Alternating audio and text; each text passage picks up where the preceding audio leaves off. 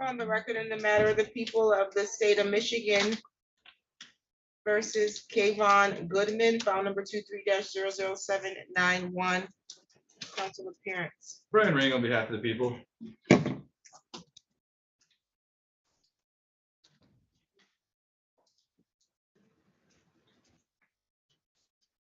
Mr. Samuels, is he back yet? He's on the Zoom.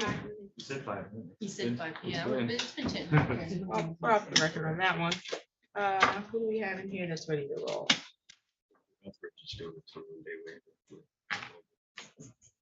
We're on the record in the matter of the people of the state of Michigan versus Derico Logan, file number 23-00985. Apply. Council appearance. Brian Ring on behalf of the people.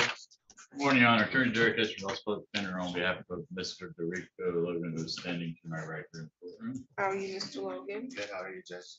Doing well, Your thank Honor. you. Today was the date and the time that was set for a preliminary examination, and you're waiving the timeline today? That's correct. That's correct, Your Honor. Okay, why is that? The DNA was just collected this morning on Mr. Logan, and there's a supplemental report outstanding as well, plus the new DNA. Your Honor. And I'm missing some medical records too that should be from this part of discovery.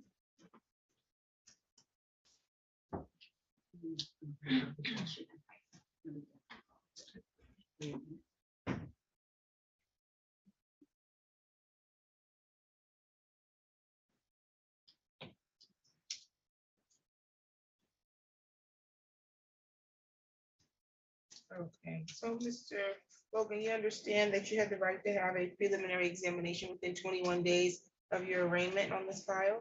Is that a yes? Yes, Your Honor, sorry. Okay, and so you were arraigned back on March 25th, and you were scheduled to have an examination, but due to the pending discovery issues, are you willing to waive your 21-day timeline so this could be reset? I need you to say it so we can hear it. Sorry, yes, Your Honor, sorry. Okay, thank you. Anybody forcing you to waive your 21 days?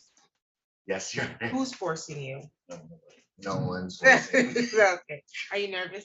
No, I just never done anything like this before. Oh, okay, got it. Yep, just listen to the questions so you can make sure you answer in the right way. I'm just Anybody really- threatening you to waive your 21-day timeline? No, Your Honor. Okay, let me get your new date. May 25th at 9. May 25th at 9 a.m. Any additional matters for the record? Nothing else on behalf of the people. Thank you, Your Honor. Nothing on behalf of the defense, Your Honor. Thank you. Thank you. We'll get you a copy of your new notice to appear, okay, sir? Thank you, Your Honor. You're welcome. Thank you. Okay, let's see. Mr. Samuels, are you there?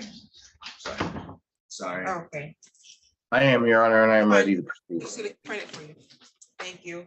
Is Mr. Good, okay, we're on the record in the matter of the people of the state of Michigan versus Kayvon Goodman, file number 23-00791. Council appearance. Brian Ring on behalf of the people. Matthew Samuels on behalf of Kayvon Goodman. We're both present via Zoom. Okay, Mr. Goodman, you can hear me clearly, correct? Yes, ma'am. Okay, today was the date and the time that was set for preliminary examination. I have here a plea sheet. It says that the people are offering for you to plead guilty to count 2, which is domestic violence. People will dismiss the balance, or is he pleading guilty as a habitual offender, or? No, Sorry, Judge, I didn't catch that. this was charged as a second offense notice. Is he pleading guilty with just a domestic violence? First offense, yes, First yes. offense, okay, That'd be 750.812, Judge. sounds good. And then I will be petitioning for 769-4A, as I believe he is eligible, and I believe the people don't have any objections to that. Starting in a second. I'm sorry, I did not hear that. No, it's Habitual offender notice. Oh, not the separate. habitual will be dismissed in 76948 if eligible, people have no objection. Sounds good. Okay, I'll note that here on the plea sheet. Okay, Mr. Goodman, can you unmute your device? Yes, ma'am. I'm sorry. Okay. You're completely fine. Did you hear the offer that was extended by the prosecution? Yes, ma'am. Okay, and that's for you to plead guilty to count 2 of domestic violence, a misdemeanor punishable with the maximum penalty of 93 days in jail and or up to $500 in fines, and a consecutive sentence may be imposed if the assault was committed in a place of confinement. Do you understand that? Yes, ma'am. Okay, did you want to accept that offer today? Yes, ma'am. I'll accept the plea. Are you spinning around because you're making me dizzy? Oh no, I'm sorry. I actually my girlfriend just went to work and I'm here. I'm holding my newborn right now and I'm trying to make sure he's not crying. So I apologize for that. Okay, thank you. Can you raise your right hand? Yes, ma'am. Do you solemnly swear or affirm the testimony you're going to give is the truth and the whole truth under penalty of perjury? Yes, ma'am. Thank you. You can put your hand down. Okay, in this matter, Mr. Goodman, in order to plead to the count 2, you would have to give up certain rights. The first right you would have to give up is your right to have a trial. So you have the right to have a jury trial in this matter. Are you willing to give up that right in order to plead guilty? Yes, ma'am. Okay, so you're gonna give up the right to the presumption of innocence. So you're innocent until the prosecution can prove you guilty. It means you're also gonna have to waive your right to have the prosecution prove each element of the charge being brought against you beyond a reasonable doubt. You wanna give up those rights as well? Yes, ma'am. You also would have to give up your right to remain silent at trial and not have silence be used against you. You're gonna give up your right to see, hear, or question any other witnesses the prosecution intends to call. You're gonna give up your right to call any witnesses or present evidence at trial that you believe would further a defense of this charge. Do you understand that? Yes, ma'am. And you wanna give up those rights as well? Yes, ma'am. Anybody threatening you to get you to waive your rights today? No, ma'am. Has there been any promises made in exchange for you waiving your rights? No, ma'am. Are you currently on probation, parole, or have another matter pending that you're out on bond on? Yes, ma'am. Probation. Okay, who are you on probation for? You said what am I on probation for? Who, what court? Oh, it's originally through Ionia, but I'm getting supervised up here, so I got it transferred up here. So through 54. I mean, it's not 54, but I think circuit court because it's felony Okay. probation. Okay, how long have you been on probation? Since August of last year. Okay, do you understand that a guilty plea could result in a violation of your probation status? Yes, but I already spoke to my probation officer about it. Okay. Okay, and you also understand that a guilty plea could result in a conviction that you may need to report to a current employer, or you may need to report this conviction to a future job. Okay, you understand that? Yes, ma'am. And also, a guilty plea can result in a conviction that may have impact on any travel or immigration status that you may be seeking. You're aware of that as well? Yes, ma'am. Okay, lastly, are you pleading or entering a plea because you believe you're guilty? Correct. And Judge, I just want to add for the record that I have reviewed the advice of rights with Mr. Goodman and furnished a signed copy with his permission to the court. Very good. Okay, Mr. Goodman asked to count 2 of domestic violence. How do you plead? Guilty, ma'am. Have a factual basis, please. I'm sorry, say that again. Sure, Your Honor. Mr. Goodman, in May, on or about May 29th, 2022, were you at a Quality Dairy on Waverly Road? Yes. And would you contest that it was on 5100 South Waverly Road is the address? Yes.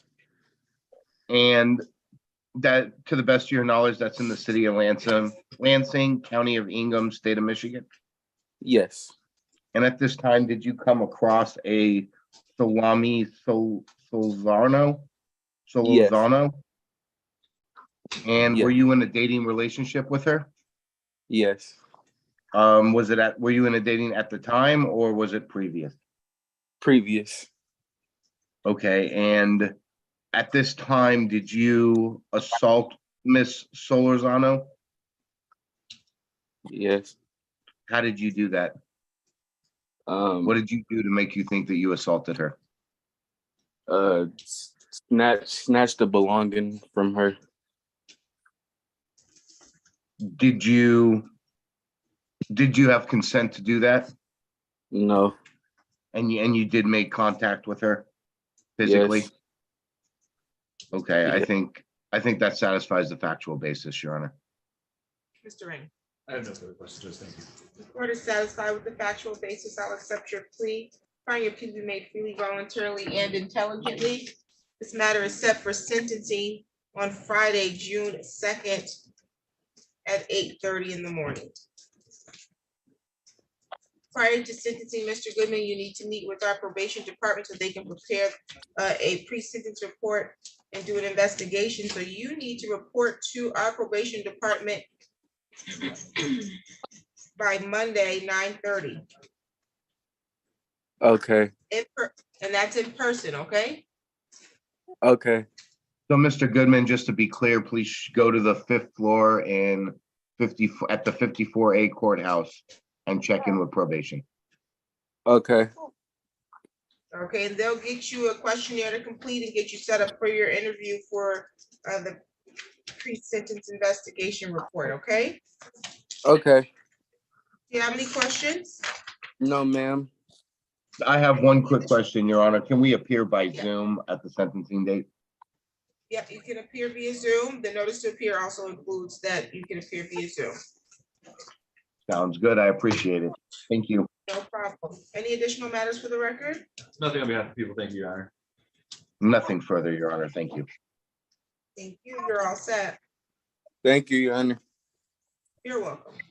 Michael Johnson. I only see plea listed. Oh, there's a pre-trial. Misdemeanor, that's what's going on. Okay. He's in custody, correct? Your Honor, I do have a waiver coming up. I'm not sure if she's appeared by Zoom yet. Kelsey Alvarado. Yes. She's not appeared Okay. at this time, but she's got 5 minutes. It's a little early. I was just talking to her and I said, if you wanted to appear early, go ahead. All Okay, right. sounds I will wait a few minutes. Thank you, Your Honor. No problem. Ms. Robinson, is your client ready? On the record in the matter of the people of the state of Michigan, this is Jacob Stephen Mann, file number 22-02113.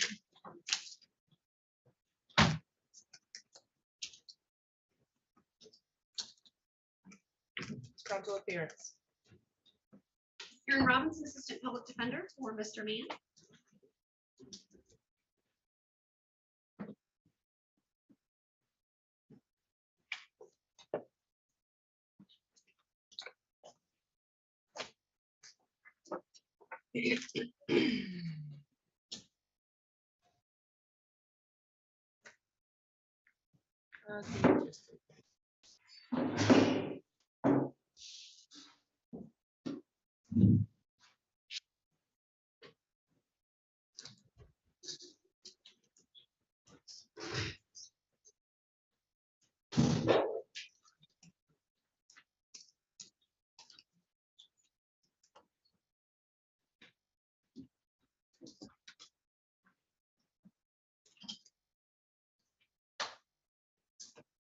That's Mr. Williams' client.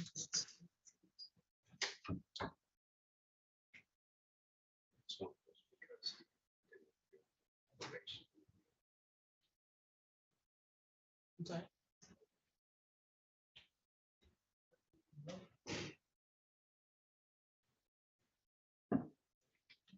Can you print the ROAs? Okay, today's the date and time that was set for sentencing on this file.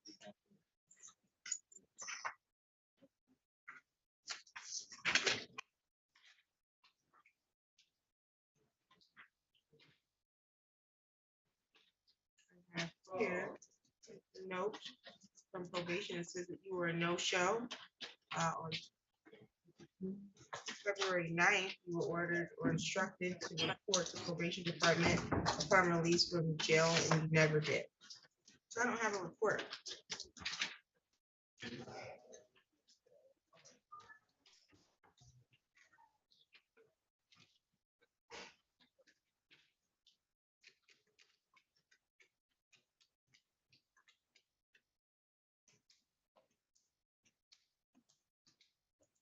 Why didn't you report? I don't have credible answer. I got that's I guess that's- You forgot you had a pending case, or pending cases, I should say. I guess I was just not thinking clearly when I got out, so I didn't report to the probation like I was supposed to.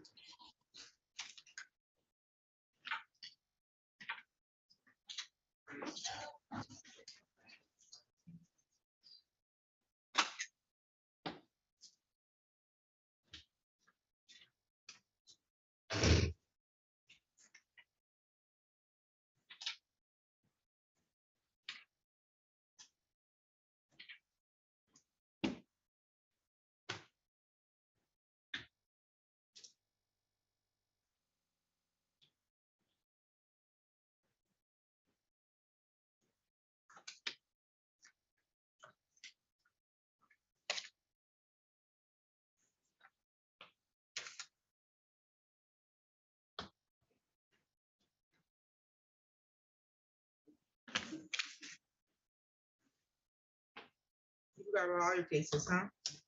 You got a domestic violence pending adjournment benchmark status, speeding, and an assault. You're on warrant status on all of those. You weren't aware of that? I was told the last time when I was still in Ingham County, I was told that they were dismissed. Dismissed? Yeah, Why would they be dismissed? I have no clue. Do you have his files?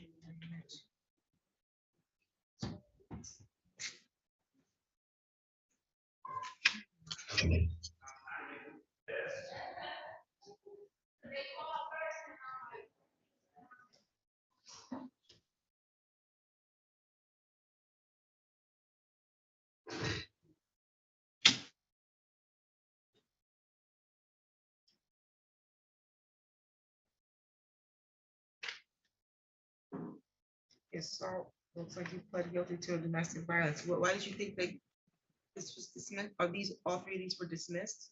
No, I thought the traffic violation one was, and the misdemeanor domestic violence one.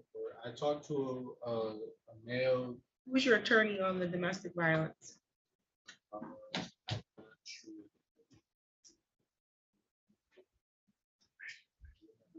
Mr. Lee? Are you his attorney? I am the attorney on the domestic violence case, Your Honor. Okay. Was he advised that that was dismissed, or do you have reason to believe that that was dismissed? No, Your Honor, my understanding is that we had a pre-trial conference, and we just double check the notes.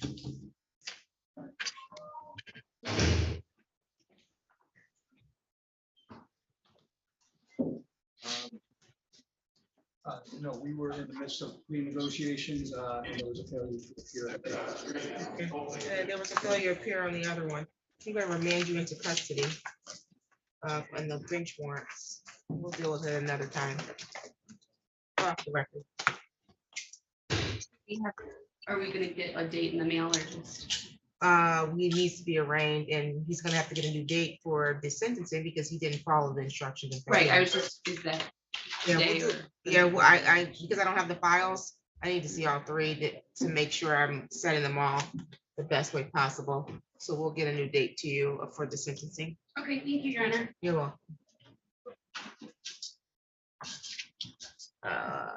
If you need to speak to his client, is that? Do you want to offer that? First? Your Honor, I can handle Amber Valencia's sentence. Oh, okay, sounds good. For the record, in the matter of the people of the state of Michigan versus Amber Nicole Valencia, I have file numbers 21-02550 and 22-02938.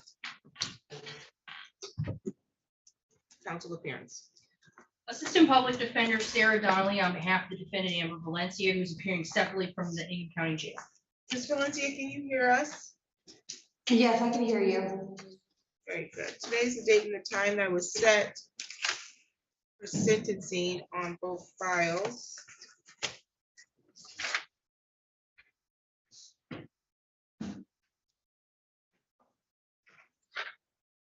I do have pre-sentence reports on both of those files. Did you and Mr. Goodrich get those? Yes, we did. Any need to make updates, corrections, or deletions? No, Your Honor.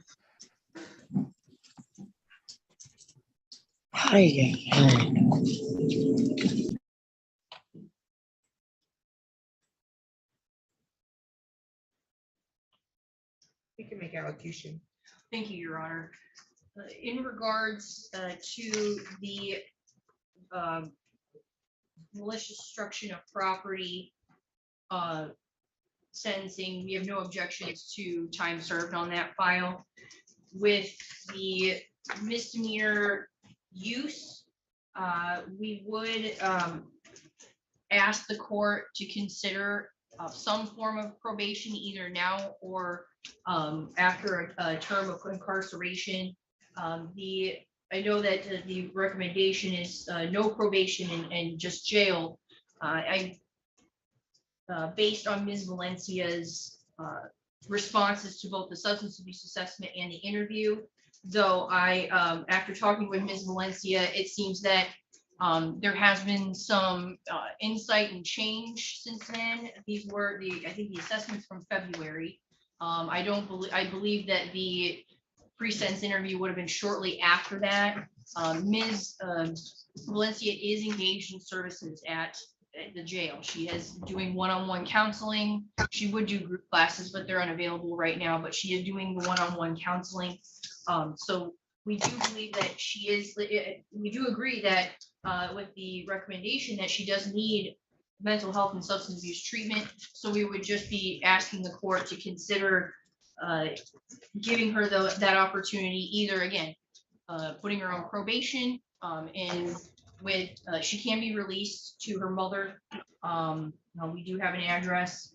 If not, if the court would consider keeping a term of probate, a term of jail, let her continue to do services and then release her then, Your Honor. Thank you.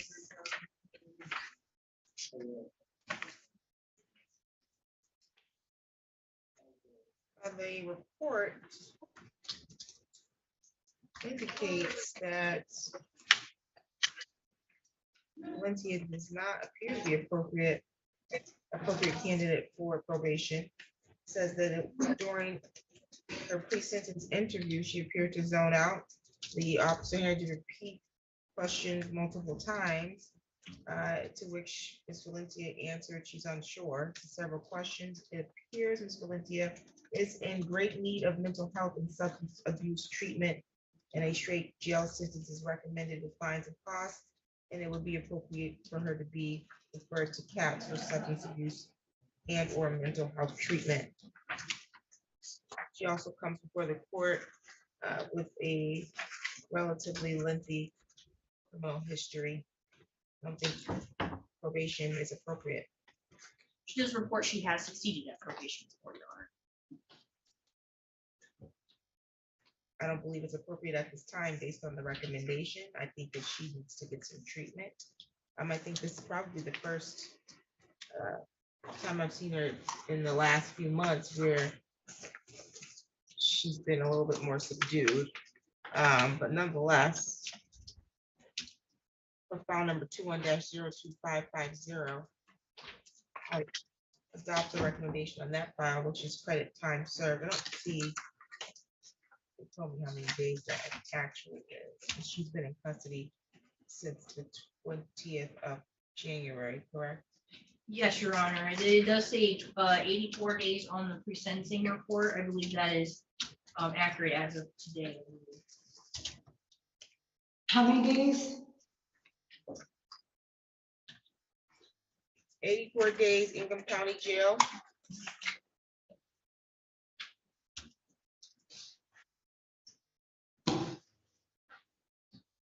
With credit for 84 days. It's a $75 crime victim rights fee that will be assessed on that file, plus a $50 state minimum cost. I have a restitution sheet in here for $25 owed to American Car Care.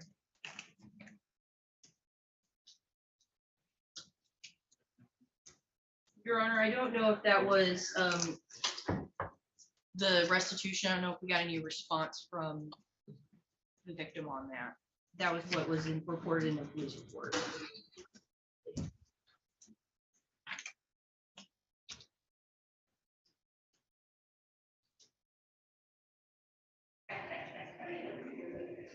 I just didn't understand her questioning and the certain dates. Like when I was younger, she kept going back to like when I was a kid and stuff, and I just didn't know, like what dates or how young I was.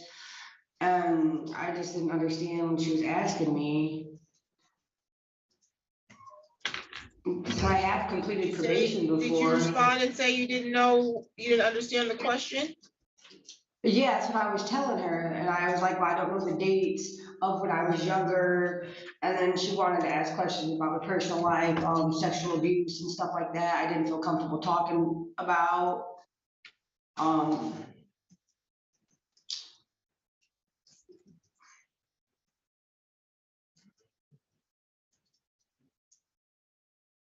The prosecutor left. I don't know why there's a restitution sheet in here if they didn't get back to.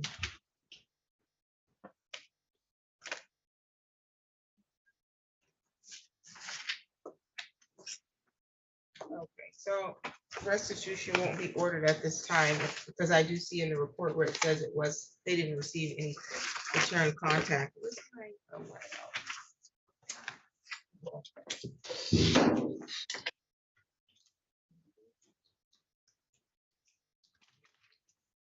So fines and costs will be $125 on that. We'll refer that to collection. And then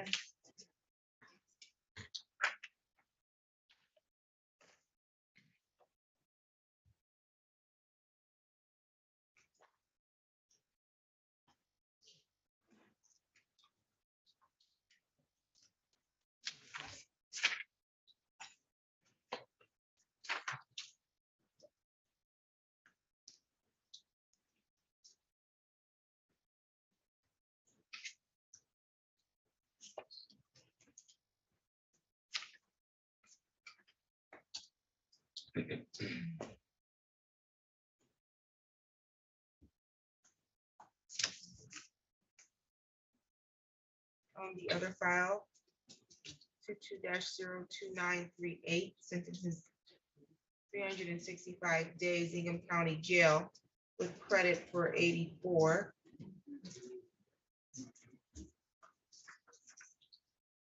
While in the custody, I'm going to have order that you be screened for cats.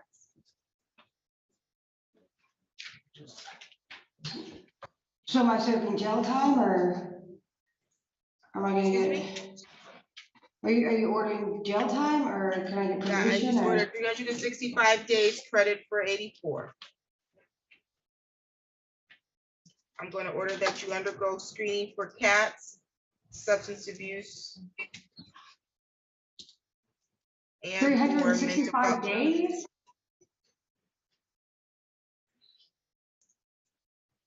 You said 365? That's what I said. Did you want to let me finish or no? Yeah, I was trying to understand what's going on. Well, you wouldn't let me finish, so can't understand if I don't complete the sentencing order.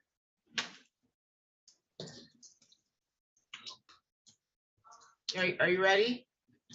Yeah, Okay. I'm going to order that you undergo a screening for CAT, substance abuse, and or mental health treatment.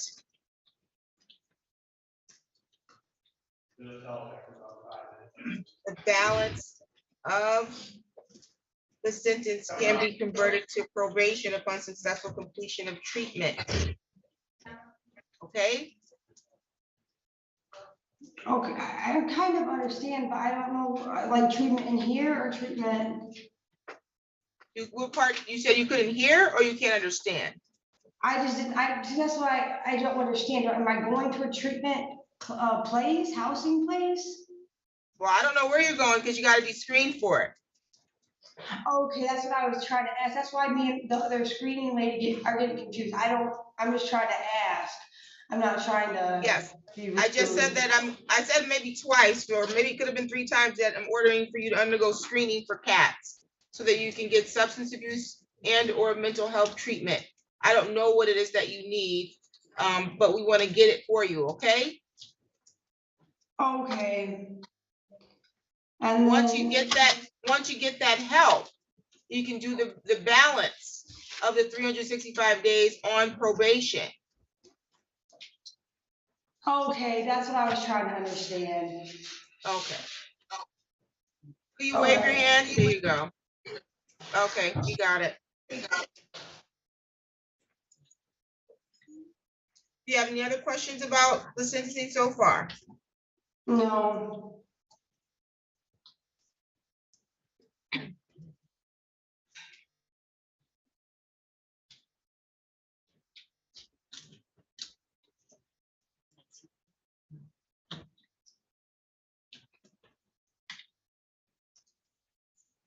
Once this converts to probation, you have the following conditions.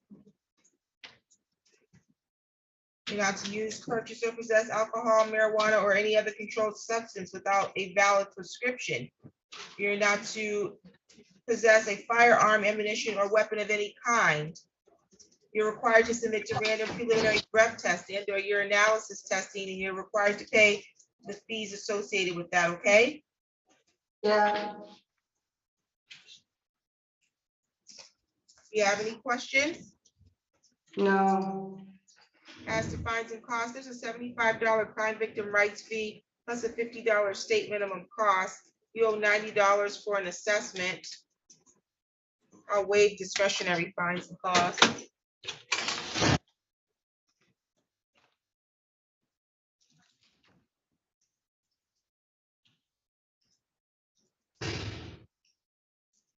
Right now, your total fines and costs in this file will be $215. However, once this converts to probation, there's a $30 per month oversight fee that will be assessed. We'll have to address the order then, okay?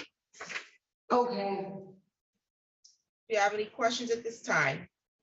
No, I don't. Council, any additional matters? None for me, thank you, Your Honor. Thank you. You're all set. Ms. Valencia, good luck to you. All right, thank you. You're welcome.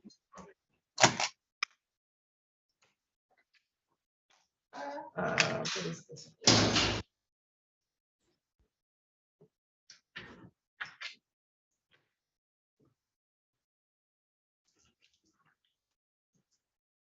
Sounds good to me. I need the files. I don't know what's going on in there to make a recommendation.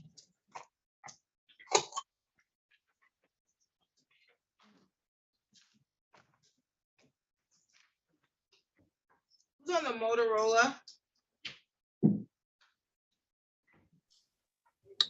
Kelsey Alvarado.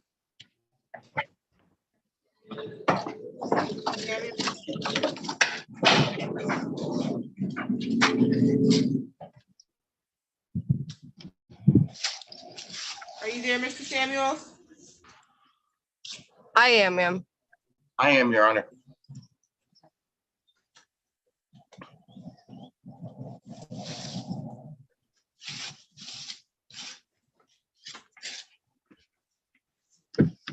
record in the matter, the people of the state of Michigan versus Kelsey Alvarado, file number 23-01033, council appearance. Ryan Ring on behalf of the people. Matthew Samuels on behalf of Miss Alvarado. We're both present via Zoom. How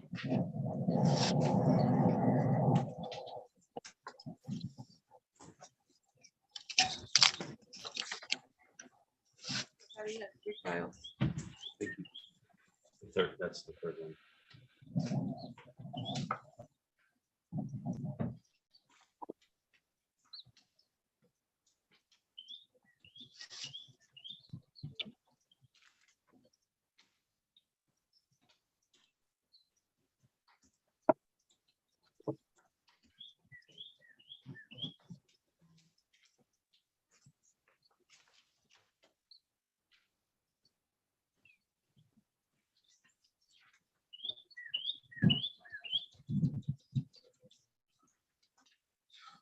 Okay, today was the date and time set for a preliminary examination. My understanding is that there's going to be an unconditional waiver.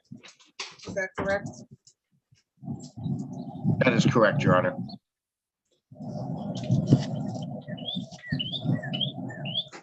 Mr. Ring? Yeah, sorry, Your Honor. The people would conditionally waive the right to preliminary examination at this time. Okay, Ms. Alvarado, you understand that you have a right to have a preliminary examination on this file here in the district court? Yes, Your Honor. And you wish to waive your right to that examination? Yes. You understand that you have the right to have the prosecution meet their burden at examination, which is to establish that there's sufficient probable cause that a crime was committed and probable cause that exists to charge you with the crime. You understand that? Yes, Your Honor. Okay. And you understand that the waiver is unconditional and you can't change your mind once this case is bound over. You recognize that? Yes, Your Honor. Anybody threatening you to get you to want to waive your examination? No, Your Honor. Anybody making any promises to you in exchange for you waiving your examination?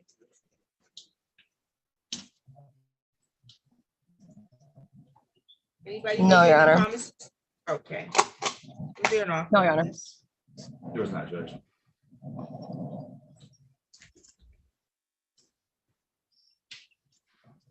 Okay, find over on this matter is April 26th. You do not need to appear in court on April 26th. That's the date the circuit court gets the file from this court, okay? Yes, Your Honor. Your next court date will be in circuit court. It'll be a pre-trial. Both you and Mr. Samuels will be made aware of that. Bond was set at 1,000 personal recognizance. That will continue. Any additional matters for the record?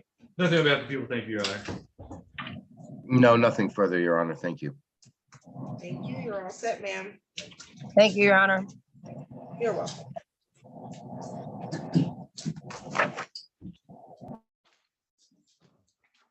Let's see. They need a, well, they don't need a bond recommendation on this one because he owes money.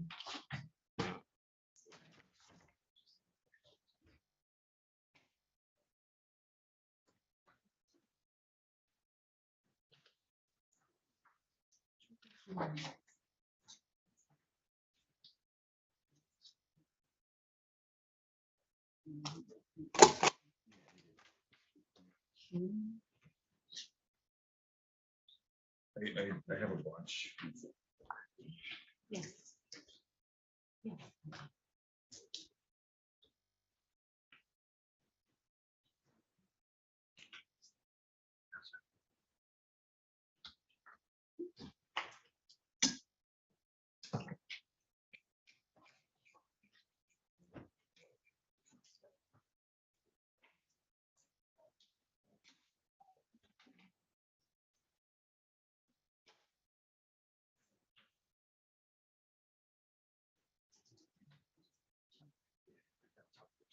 As soon as I get them.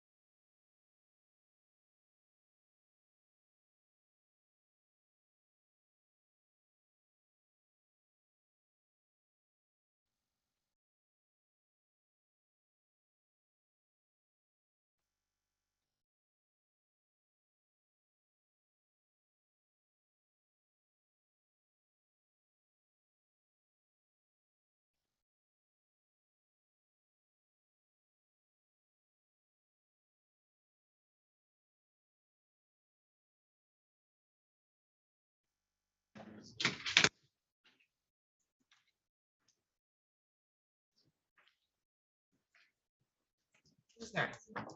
Mr. Carter just let me know that they were ready on Juarez, but I don't. Kristen, oh, there's Kristen.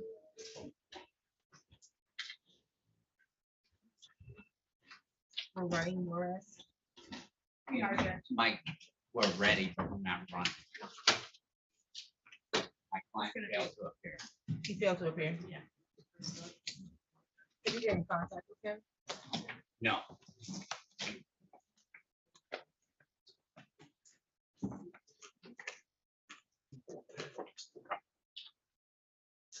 Okay, I'll issue a bench warrant. It's on GPS tether. You'll find him.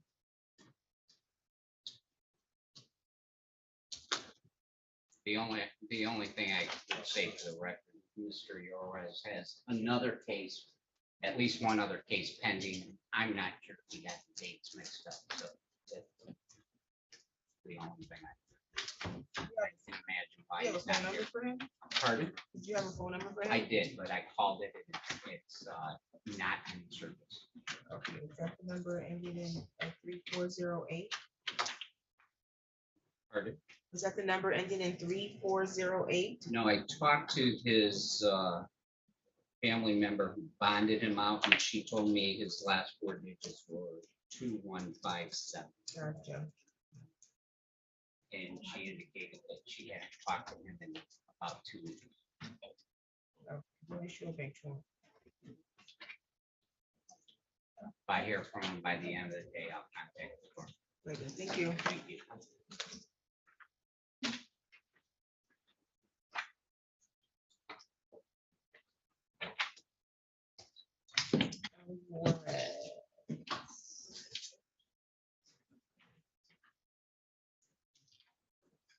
Schiffer's in custody, correct? Running that today. And Johnson, did Mr. Goodrich come back yet? He has not. He told me that it's something matter of Judge Wood to handle. I think we're ready to go on Mr. Decker. I think it's gonna be a waiver. So, Okay, but what about, Ms. Patrick, is your client here? She is here. Or we can do that. She's continuing to proceed. On the record in the matter of the people of the state of Michigan versus Hannah Janelle Price, file number 23-00945, council appearance. Brian Ring on behalf of the people. Good morning, Your Honor. Melissa Patrick on behalf of Hannah Price, who is here to my right. How are you both? Your Honor, we haven't received a discovery yet from the prosecuting attorney's office. I did file an appearance last Thursday in person. It was misplaced, and again, I filed one on Monday via email, and I still don't have it. So despite the fact that I don't want to, I would like to request an adjournment. And Ms. Price is prepared to waive her 21 day for preliminary examination. Oh, sounds good. How are you, Ms. Price? Okay.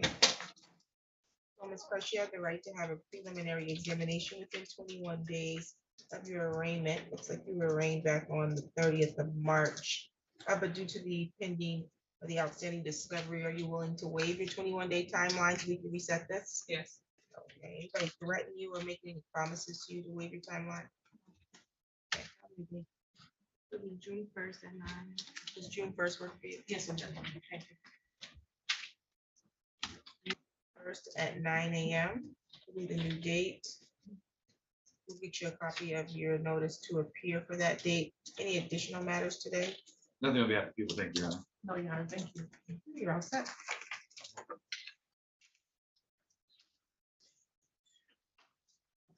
Who's next? Is it Davis? No, I see Mr. Milk. Hi, Mr. Milk. Judge, how are you this morning? Mr. Abbott. Where'd Mr. Abbott go? He was just here. Abbott jetted. Oh.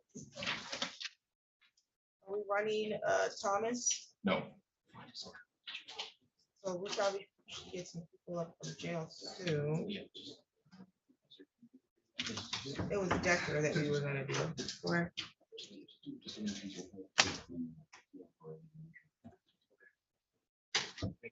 Yeah, We were ready on Decker. we were, but I don't know where Mr. Abbott went. He was just in here a second ago.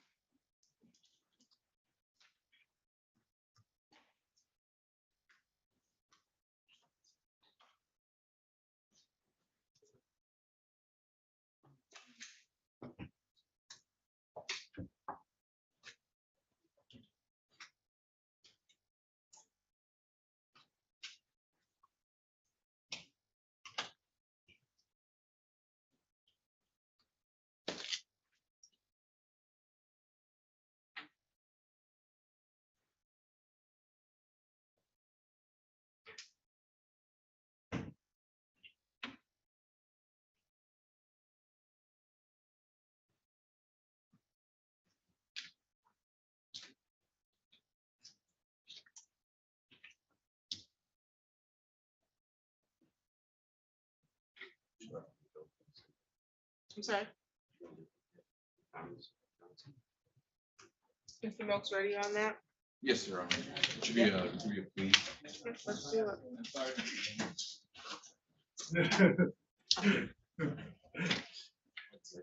Mr. Abbott. No problem. Which matter are we handling? On the record in the matter, the people of the state of Michigan versus Brandon Lee Decker, file number 23-01029, Councilman Kent. Brian Ring on behalf of the people. Good morning, Your Honor. John Abel, Public Defender's Office, representing Mr. Decker. He is present and standing to my right. How are you, Mr. Decker? You doing pretty good about you? I'm doing well, thank you. Today was the date and the time that was set for preliminary examination. How are we proceeding on this? Here at this time, I believe there's going to be an unconditional waiver of this matter to circuit court. Your Honor, we're waiving preliminary exam. And people are waiving theirs. People are waiving. unconditional waiver. Okay. So is there an offer on this? There is an offer to place on the record, Your Honor. I don't know if we placed it on the PCC or not. I don't see that. Okay, the offer was the plea to count 1 of carrying concealed, count 2 of felonious assault, and 1 count of resisting and obstructing. The people would not add 3 extra counts of felony firearm.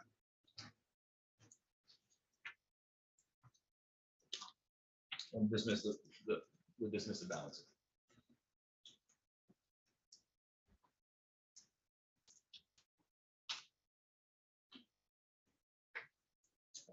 Sounds good. Does you remember the offer being? That's an accurate description of the offer. Thank you.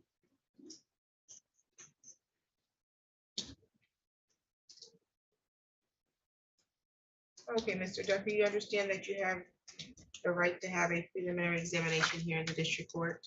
Yes, ma'am. You understand that at the time of the preliminary examination, you have the right to have the prosecution meet their burden, which is to establish that they have sufficient probable cause that a crime was committed and probable cause sufficient to charge you with the crime. You understand that? Yes, ma'am. Do you wish to waive your examination today? Yes, ma'am.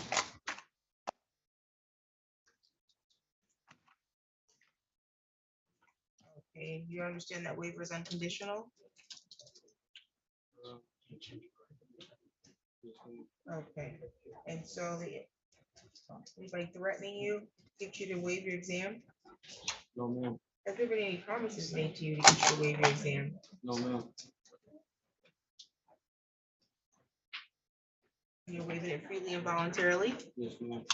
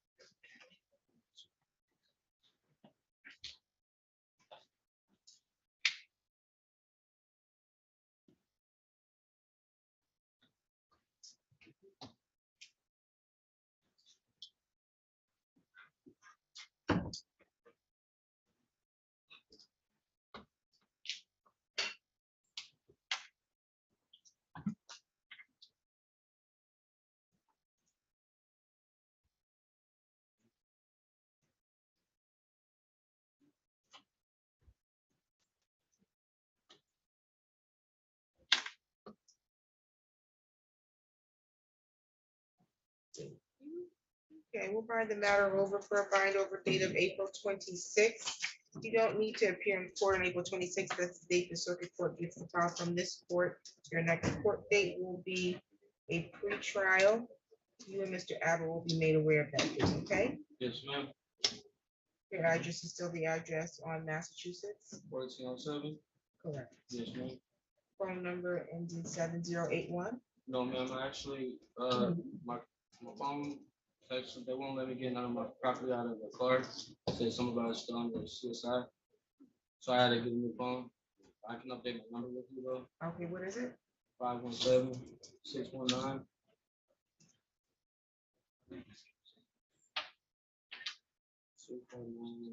Zero.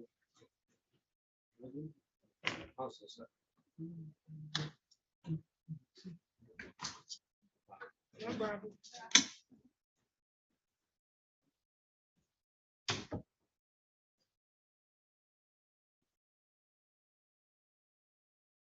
Score 62.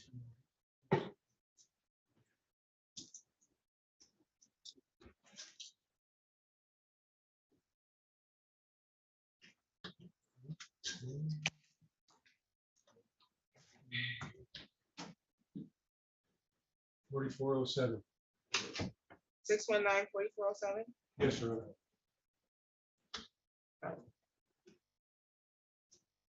Update the file with that. Bond was set at 1,010%. That will continue.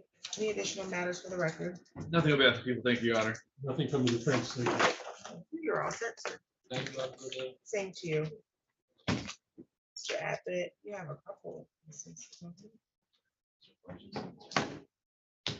They are here. We're running those. One. Okay, Funches and Davis. Davis. And then I think we want to go get Milks is flying out of. But we're not running Milks, correct? Correct. That's correct. I'm sorry? Okay, we're gonna do the plea and then you take your pick as which one you're gonna start with, I suppose. Davis. Did you do Schiffer? I'm sorry, Schiffer. Schiffer's in custody. That one is supposed to be treated as Schiffer is gonna be treated as a PCC. That's not mine, Judge. That's Judge, that's mine. that'd be Trace from Liz. I'm Livingston County. She said they're running the prelim.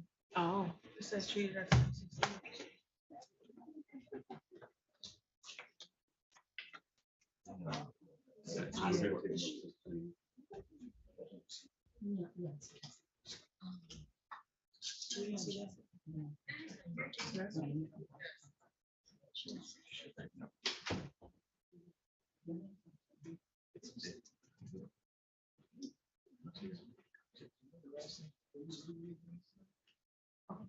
She's not right now.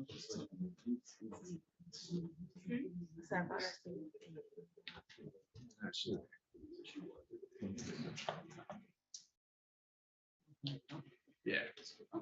Who's handling Schiffer? I. Okay. It's And Myra with Livingston County. who's his attorney? Who's the attorney? His attorney. Is it Ed? Is it? Ed Hacks. Okay. Can we see Mr. Hess? He's here. Seen him around here somewhere. Sounds like he's probably running. He's running an exam over there. Just word is done, I think. Just word is done, so I go look around the hall, Judge. I just heard them say all rise over there. Maybe they're not so done.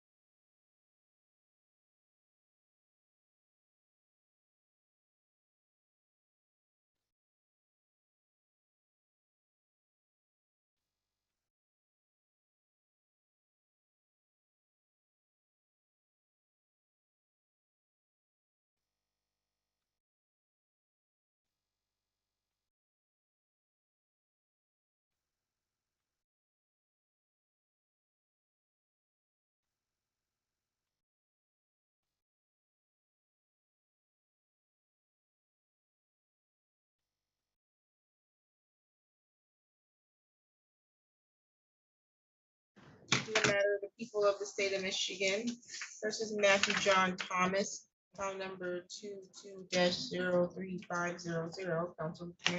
Brian Ring on behalf of the people. And good morning, Your Honor. Stephen Bilks on behalf of Mr. Thomas, who is present and standing to my right.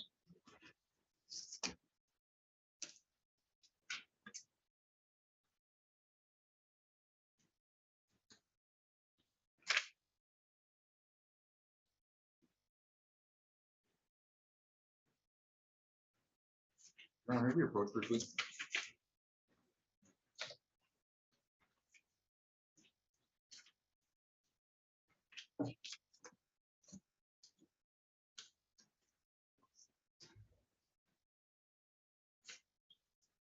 You can approach. Okay. Mr.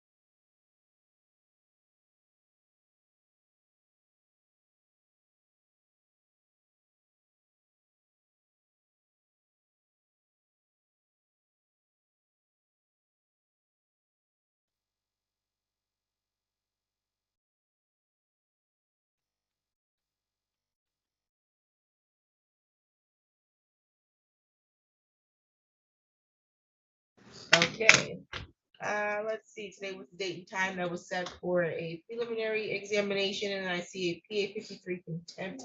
However, I don't have any information supporting the contempt in my file. They just put that there was one, didn't tell me what it was, so I'm going to dismiss that. And I have a plea offer here. Says the people are offering, Mr. Thomas, for you to plead guilty to an added count 2 of disturbing the peace under MCL 750.170. That's a misdemeanor with a maximum penalty of 90 days in jail and or $500 in fines. And the people would dismiss count 1. There's a sentencing recommendation as to fines and costs.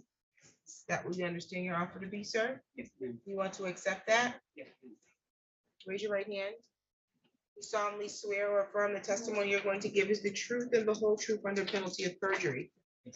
Thank you. I have an advice of rights and plea information sheet, has today's date on it. There's blue writing with a signature here. Is that your signature? Did you read this document? Do you understand the rights listed here? Do you have any questions about these rights? You understand you have to give up all of these rights listed here in order to accept this offer? Yes, ma'am. Okay, you're willing to do that? Yes, ma'am. So you're willing to waive your right to have a trial? Yes, ma'am. And that's a jury trial that you have the right to. You understand that? Yes, ma'am. You also have the right to the presumption of innocence. So you're innocent until the prosecution can prove you guilty. You have the right to have them prove you guilty by proving each element of the charge being brought against you beyond a reasonable doubt. You want to give up that right? Yes, ma'am. You want to give your right to cross-examine or confront any of the witnesses that the prosecution intended to call against you? Yes, ma'am. You want to give up your right to call your own witnesses or present evidence you believe would further defense to the charge being brought against you? Yes, ma'am. You want to give your right to remain silent and not have silence be used against you? Yes, ma'am. Does anybody make any threats to you to get you to waive your right to plead guilty? No, ma'am. Has there been any promises to you in exchange for you waiving your right and pleading guilty? No, ma'am. Are you currently on probation, parole, or serving a sentence on anything else? Am I counting on it? Are you currently? No, ma'am. Okay, I'm sorry. no problem. I wasn't clear. Okay, let's see.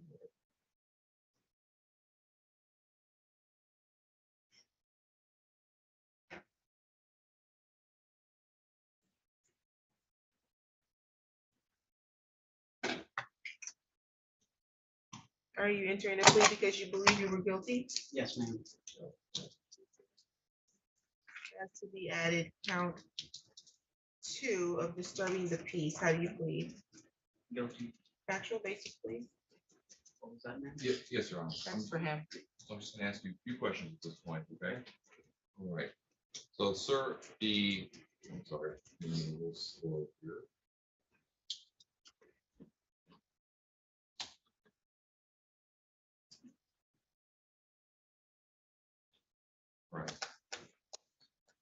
about August 2nd of 2022. Were you in the location of 1200 Leslie Street, City of Lansing, County of Hingham? At that time, did you disturb the peace? Yes, sir. And to the extent that police were called? Yes, sir. Isn't it also true that you had a small knife on you? Yes, sir. And that knife was concealed within your pants too, is that correct? Yes, sir. Your Honor, if that would suffice for the purposes of the plea, we did open the disturbing the peace as well as the original CCW.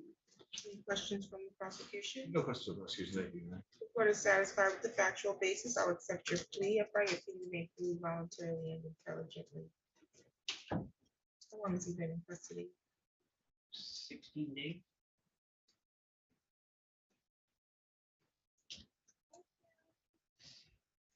I'll sentence you to time served, credit time served. You're all set. Thank you, Your Honor. Thank you. Thank you. You're welcome.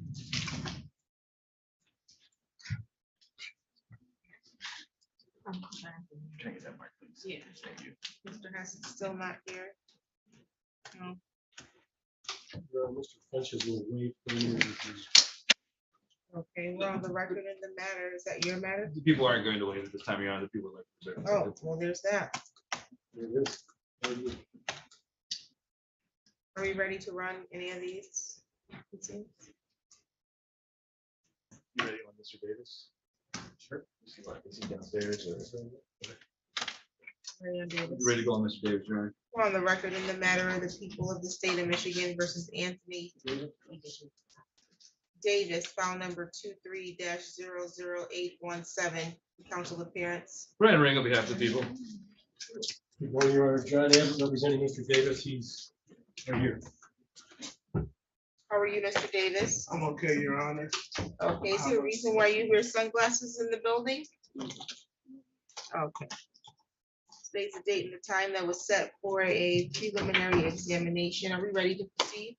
People are ready to proceed at this time, Your Honor. Thank you. Ready. Any preliminary matters? No preliminary matters on behalf of the More from the defense. You can call your first witness. people will call Officer Nick Zuber.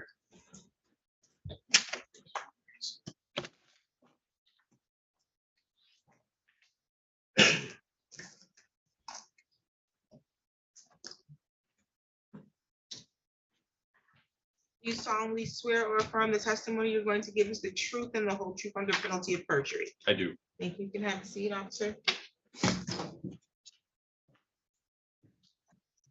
You can state your first and last name and spell both of them.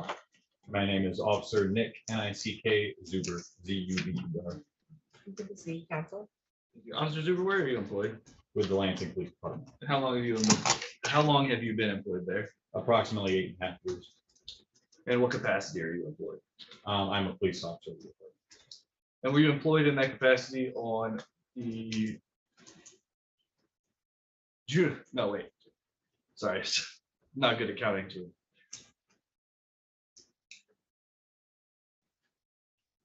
May 12th of 2022. I was. And were you dispatched to a traffic accident? I was. I believe it was on the 11th. Oh, the 11th. I apologize. It was the 11th. And where's that traffic? Do you remember where that traffic accident was located? Yes, it was the intersection of Jolly and Cedar Street in Lansing. Is that the County of Hingham, State of Michigan? Yes, it is.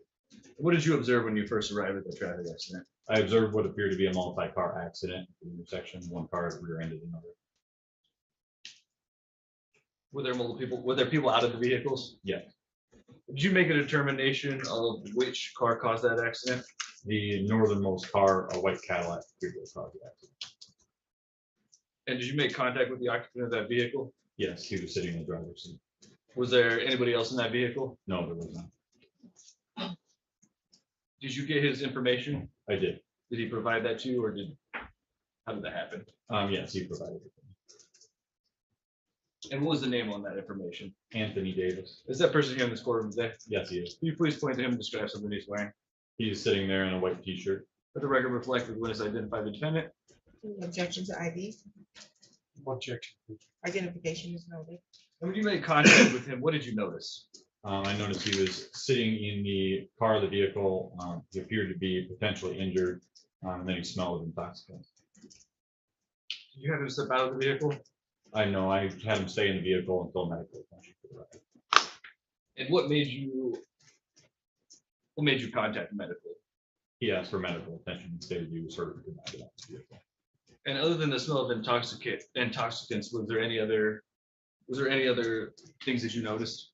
About him or the vehicle? in general? Him. Him, not particularly. Did you take him to Sparrow to get a blood draw done? The ambulance took him up to Sparrow, but yes, those are always done.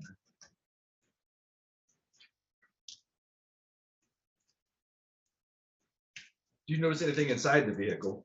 Yes, there was a bottle of tequila that was 3/4 empty. Did you ask him any questions about that or? No. No further questions this time, I think.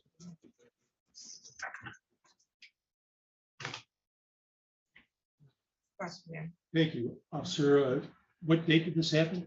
The 11th. What makes you sure it was the 11th? Pardon me? What makes you so sure it was the 11th? Because that was the date I was dispatched to. Is there anything else that happened that day that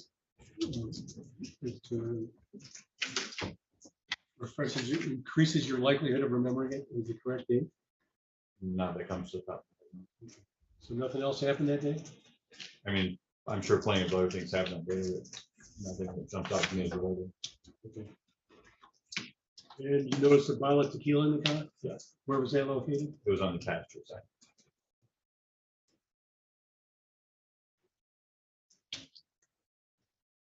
And you said you determined that the northernmost car caused the accident. What was it that led you to that conclusion? Because of how the vehicles were positioned, it was clear that vehicle had rear-ended the vehicle in front of it.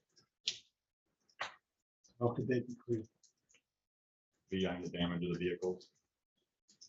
The But white you didn't see Cadillac the- had hit the rear end. You didn't see the accident, though? Correct.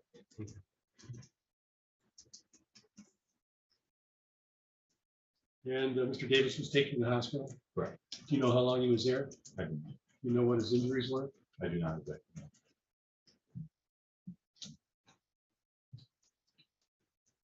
Nothing. Thank you. Nothing further. I have some questions. Did you have any other communication with him other than him requesting medical?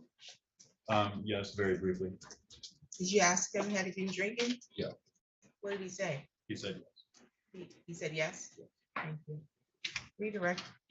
Very briefly, Your Honor. Did you ask him to take a PBT? Yes. And what happened there? He refused.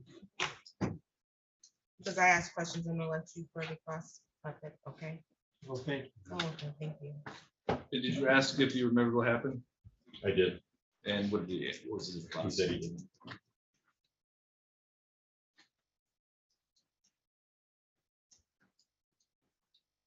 Did you run a lien on him? I did. And what did you find during that lien search? I found that he currently did not have a valid license. No further questions, Your Honor. Thank you.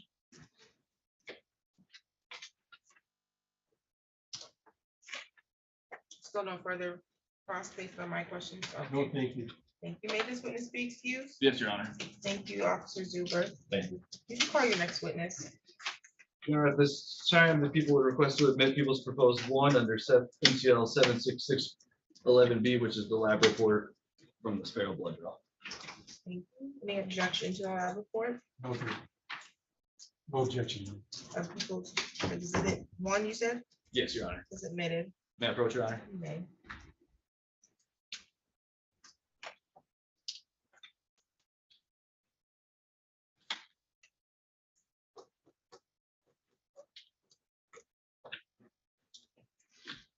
We have the evidence. No, that's it, Your Honor.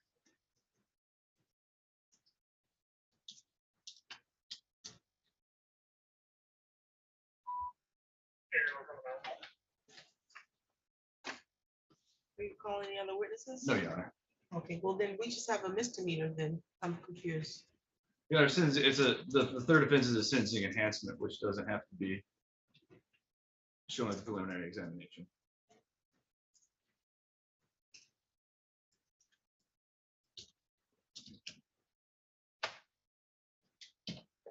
Okay, is the defense calling any witnesses? Not today, Your Honor.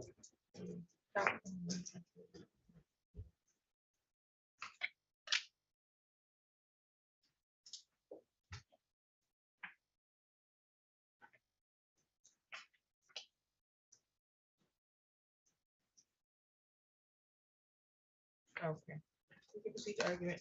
Thank you, Your Honor. The officer testified that he was dispatched to a traffic accident. He arrived at that traffic accident and determined that Mr. Davis's vehicle was the one at fault. He approached Mr. Davis and began to speak with him. He smelled the smell of intoxicants and noticed that open bottle of alcohol on the floor. When asked if Mr. Davis was the one driving or if he had anything to drink, he had said yes. He was the sole passenger of that vehicle, Your Honor. He was then taken to the hospital due to the injuries, and his blood was a 0.11, Your Honor, of the sparrow blood draw. Your Honor, I'd ask that you bind over and I'll counsel this complaint. Thank you. Thank you, Mr. Abbott.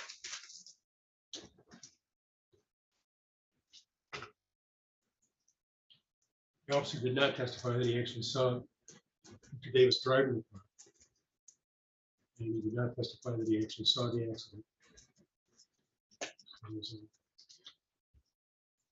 There's a gap there between whether or not he was actually operating the motor vehicle or not. Thank you. Today was the date and the time that was set for preliminary examination. At the time of preliminary examination, the burden is on the prosecution to establish the sufficient probable cause that a crime was committed and probable cause sufficient to charge you with a crime. And so, according to the sole determiner of credibility, we had one witness today. That was Officer Nick Zuber. The evidence that needs to be submitted is not nearly comparable to what they would need to prove at court. At court, they need to prove each element beyond a reasonable doubt. Today, the burden is more than mere suspicion. And that could be based on circumstantial evidence presented today. So that looks like largely what we have here today. There was testimony by Officer Zuber that on May 11, 2022, at the area of East Jolly and Cedars in the city of Lansing, Ingham County, state of Michigan, he reported to the scene for an accident. He identified a white Cadillac, which he indicated was the northernmost vehicle, and he determined that vehicle to have been the vehicle that caused the accident. There was the person he identified in court as the defendant, Mr. Anthony Davis, sitting in the driver's seat. There was no one else in the vehicle. The defendant had injuries, requested some medical attention. He smelled of intoxicants. There was a bottle of tequila in the car, 3/4 of it empty. And then for my question, I asked the officer if he had questioned the defendant about whether or not he had been drinking, to which the officer testified that the defendant was questioned at the scene and indicated he had been drinking. There was also testimony about invalid or suspended license, but that's a misdemeanor that's being charged as a habitual offender.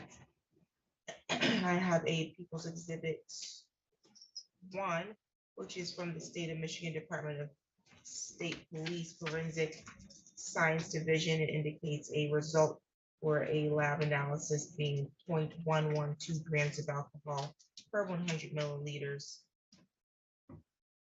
for the subject, Anthony Davis. The court is satisfied that there's sufficient probable cause as to count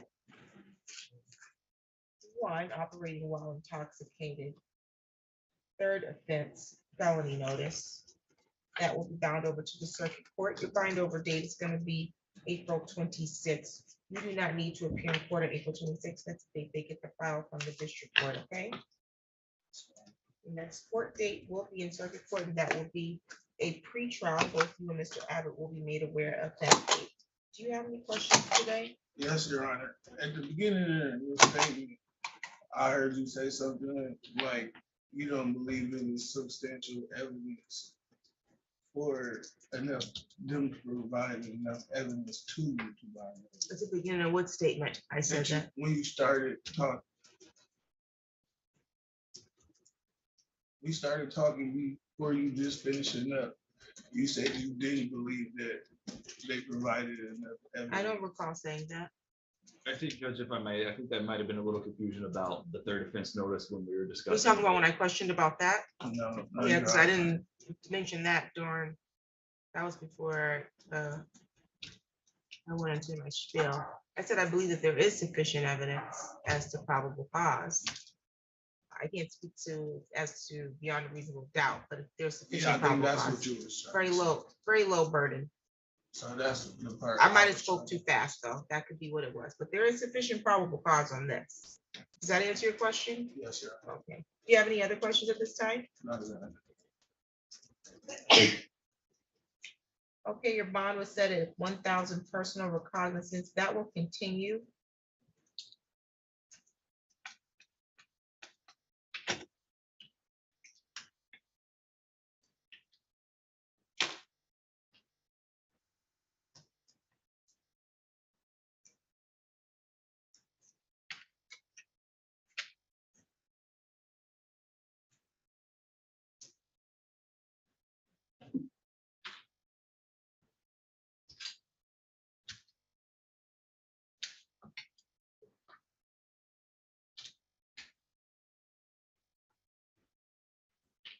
Were you ordered to undergo a periodic urinalysis testing while you're out on bond?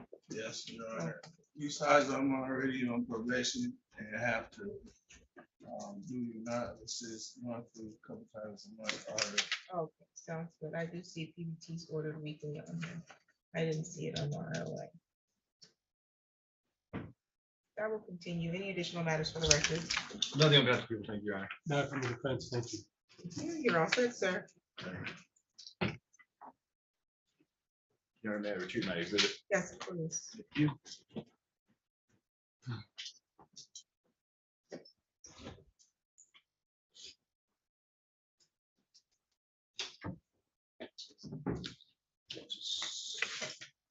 I still think it's gonna wait.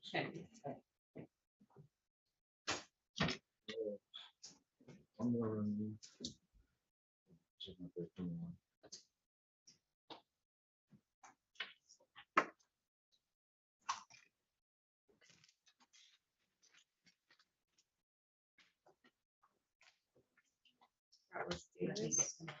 I am. We're waiving punches? No? No, I plan to run it. Who messaged you? They both have to. Yeah. They're not what's on a waiver. Mr. Abbott said they were gonna waive, and I said that I wouldn't do it. That's what I thought. Okay.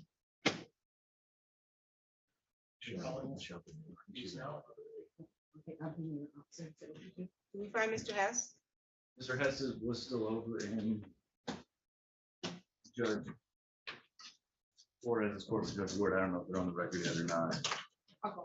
Where did you go to? I messed that up. No, I did not. Okay. Mr. Goodrich is waiting out in the hallway. He just didn't want to come in to the courtroom. Mr. Goodrich also has James. Is he running that? I believe we're waiving that too, Judge, both of them. Also waiving James. And who else? James is a waiver. The only other one that we have is Funches, Michael Johnson, and then Mr. Schiffer, yeah. Did you adjust the names? Not yet.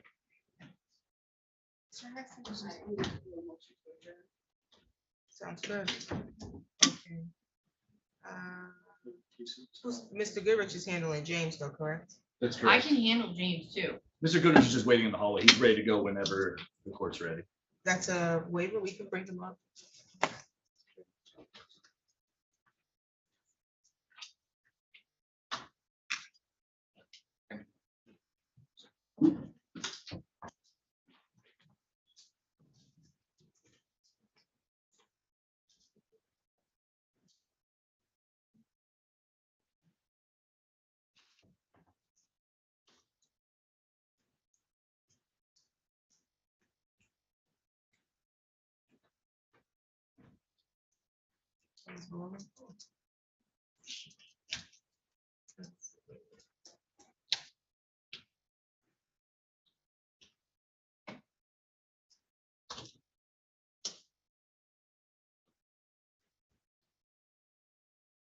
Goodrich is on Johnson too. Yes, but so is Mr. Lee. And that's a plea? Yes.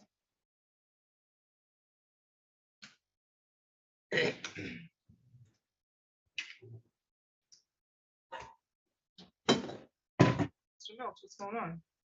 Right here.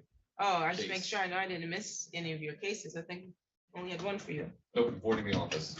Sounds good.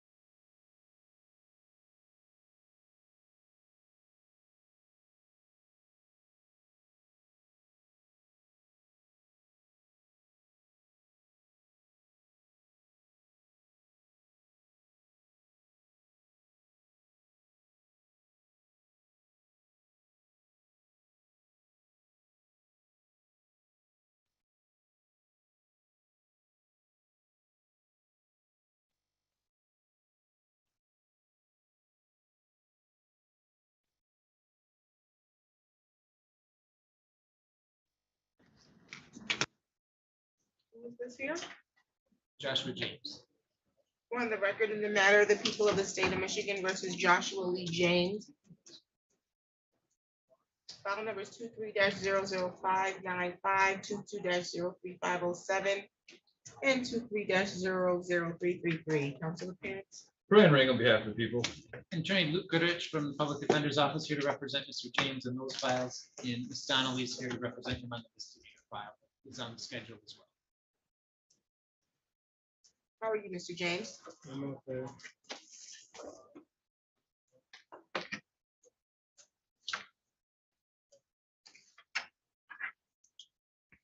Today's the date and time set for a pre-trial and 2 preliminary examinations. How are we proceeding? At this time, the people would unconditionally waive their right to preliminary examination. Both matters. Your Honor, Mr. James is intending to waive his preliminary exam on both the felony cases as well. And what are we doing on the misdemeanor?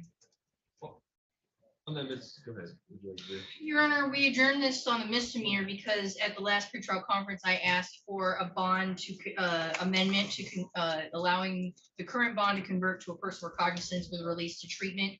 But because we had all these files, we wanted to do it together. And there is also one circuit court file still.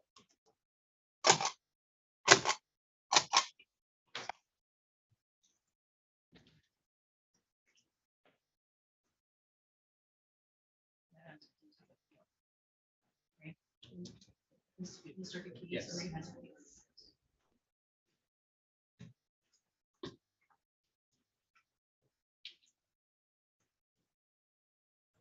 Okay, Mr. James, you understand that you have the right to have a preliminary examination on 2 of these files? Yes, Okay, you understand the purpose of the examination? yes, Okay, so the purpose is for the prosecution to put on sufficient evidence to establish that they have probable cause that a crime was committed and probable cause sufficient to charge you with that crime. You understand that? yes. You want to give up your right to have that examination? Anybody make any promises to you to waive your examinations on these files? Any threats being made to you in exchange for you waiving these examinations?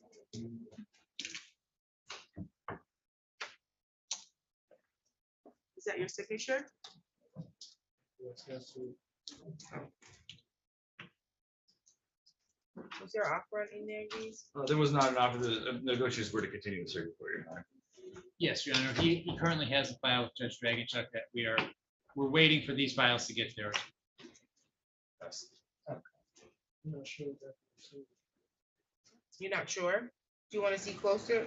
I don't see your close. Actually, I don't see your signature on here. I see the prosecuting attorney and Goodrich. We'll get you to sign it now. Both files.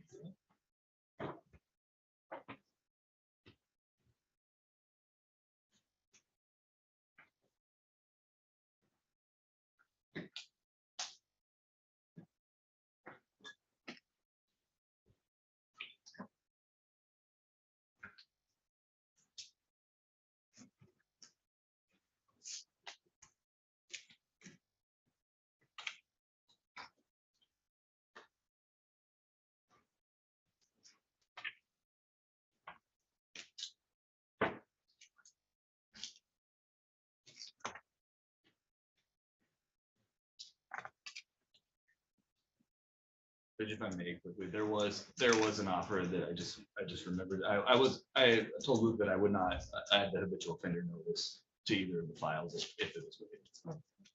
So if you could please note that. Thank you.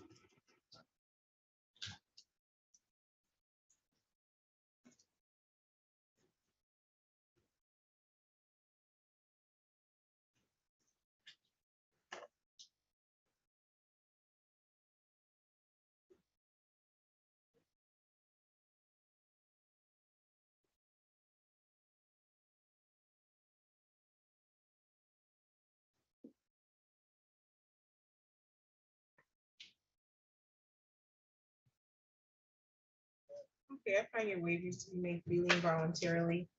These matters will be bound over to the circuit court. Bind over it's gonna be.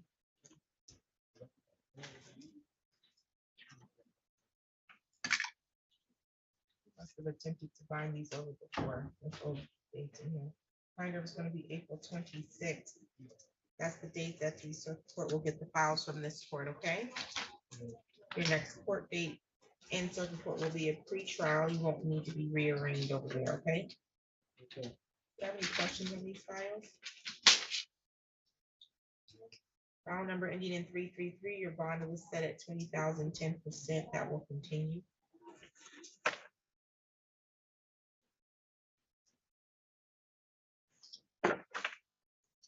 Bond ending in 3507. I'm sorry, file number ending 3507, bond was set at 5,500 cash surety actually.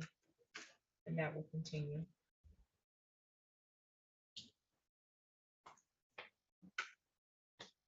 Any additional matters on those two files? Nothing on behalf of people, Your Honor, thank you.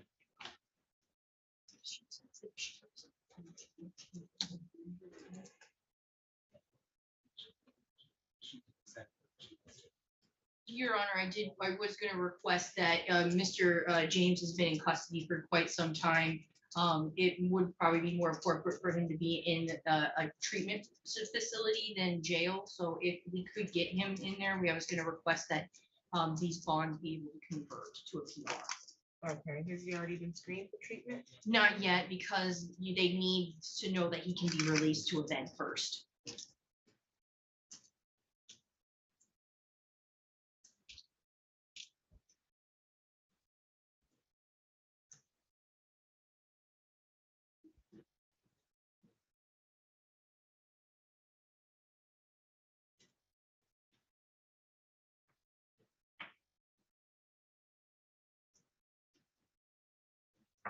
I'll note that the bonds in each of the files can be amended to a personal recognizance if he is granted a debt.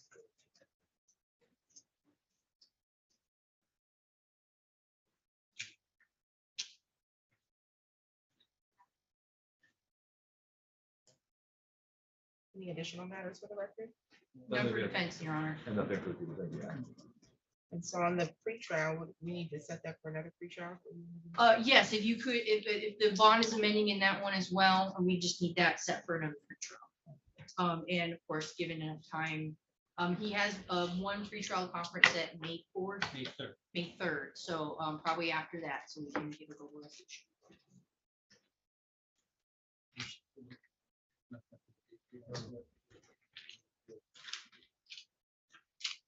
May 22nd at 9:30. City has another pretrial when? May 3rd. We can do them both at the same time. No, I'm pretrial in circuit court. Oh, in circuit court, got it. Okay, May 22nd, there you go. By what time? 9:30. 9:30. For the pretrial, and that will take care of that. Any additional matters for the record? Nothing on behalf of people, thank you, Your Honor. No, Your Honor. Good luck to you, Mr. James. Someone over there.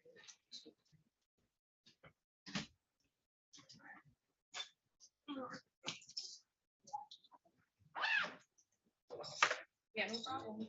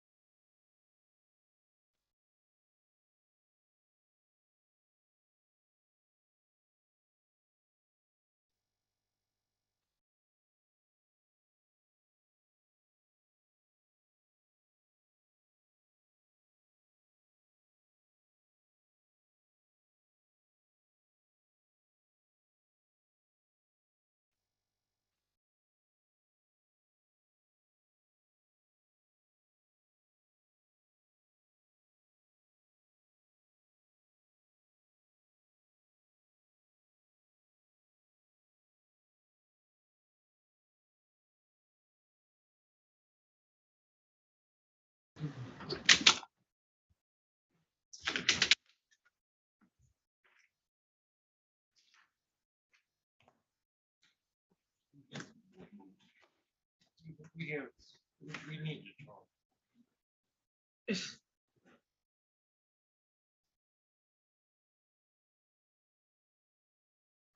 Need a moment? I'm not sure you're on. I would like to speak with him for say at least 5-10 minutes. Find a place for you to speak to him.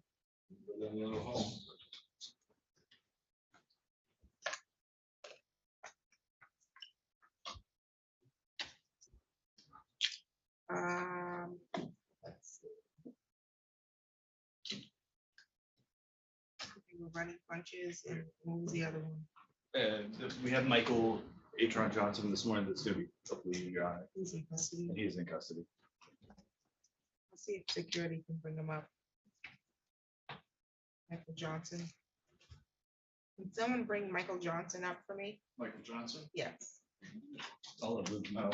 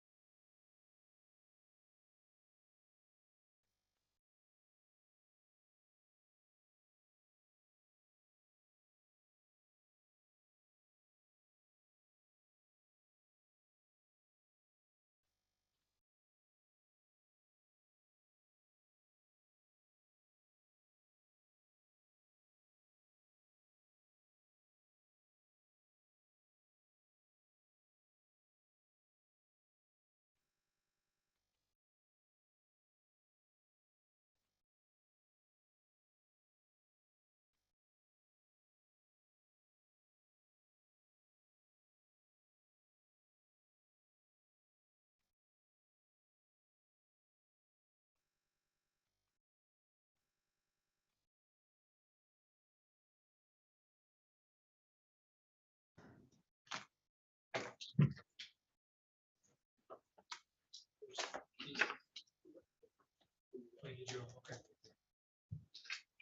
Yes, I need one of those.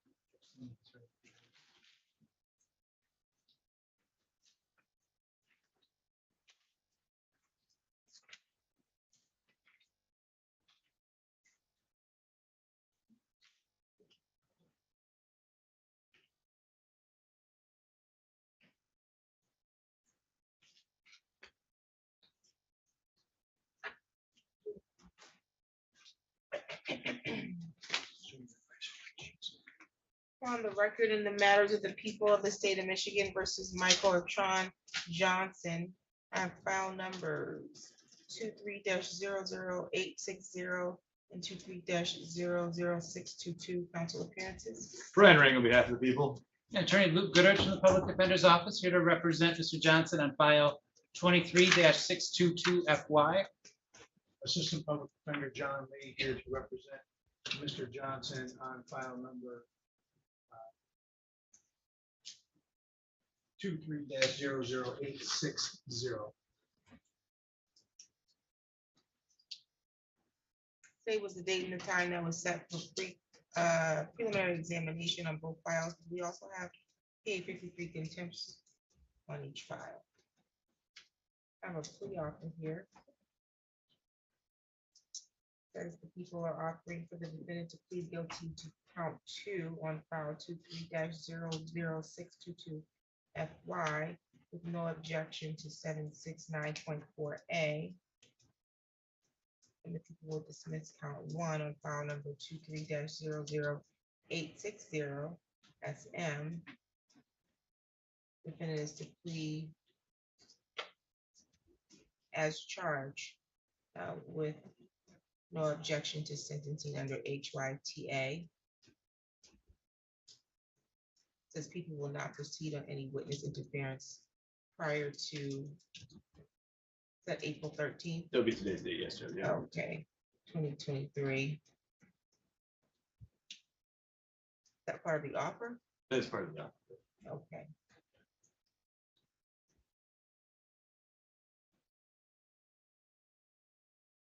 Also, that the people will dismiss file number 23-01151. That's correct. That's Okay, who was that file before? I think that's headed your way. Okay. You haven't had a court date yet. Sounds good. That's a complete and accurate understanding of the plea offer? Yeah, yes, sir. Yes, sir. Okay. You want to accept that offer, sir? Yes, sir. Can you raise your right hand? Do you solemnly swear or affirm the testimony you're going to give us the truth and the whole truth under penalty of perjury? Yes, sir. His hand down. We have a witness here? I did, Your Honor. I sent them in light of the plea. We had discussed the PA-53 last time I believe we had discussed the PA-53 last time when he was going to plead to this, but that was before the new charges were found, Your Honor. I believe the court was inclined to dismiss the PA-53, that PA-53. Well, I think I have 2 separate PA-53s. There are 2 separate ones. The one on the felony case, Your Honor, I believe Mr. Ring, when we evaluated that, did not believe he could proceed because he was basically showing up at a bus station that she was at and turning around and leaving. Then the recent one is basically that new 1151 case. Got it. Okay. Sounds good. I have an advice of rights and key information sheet here.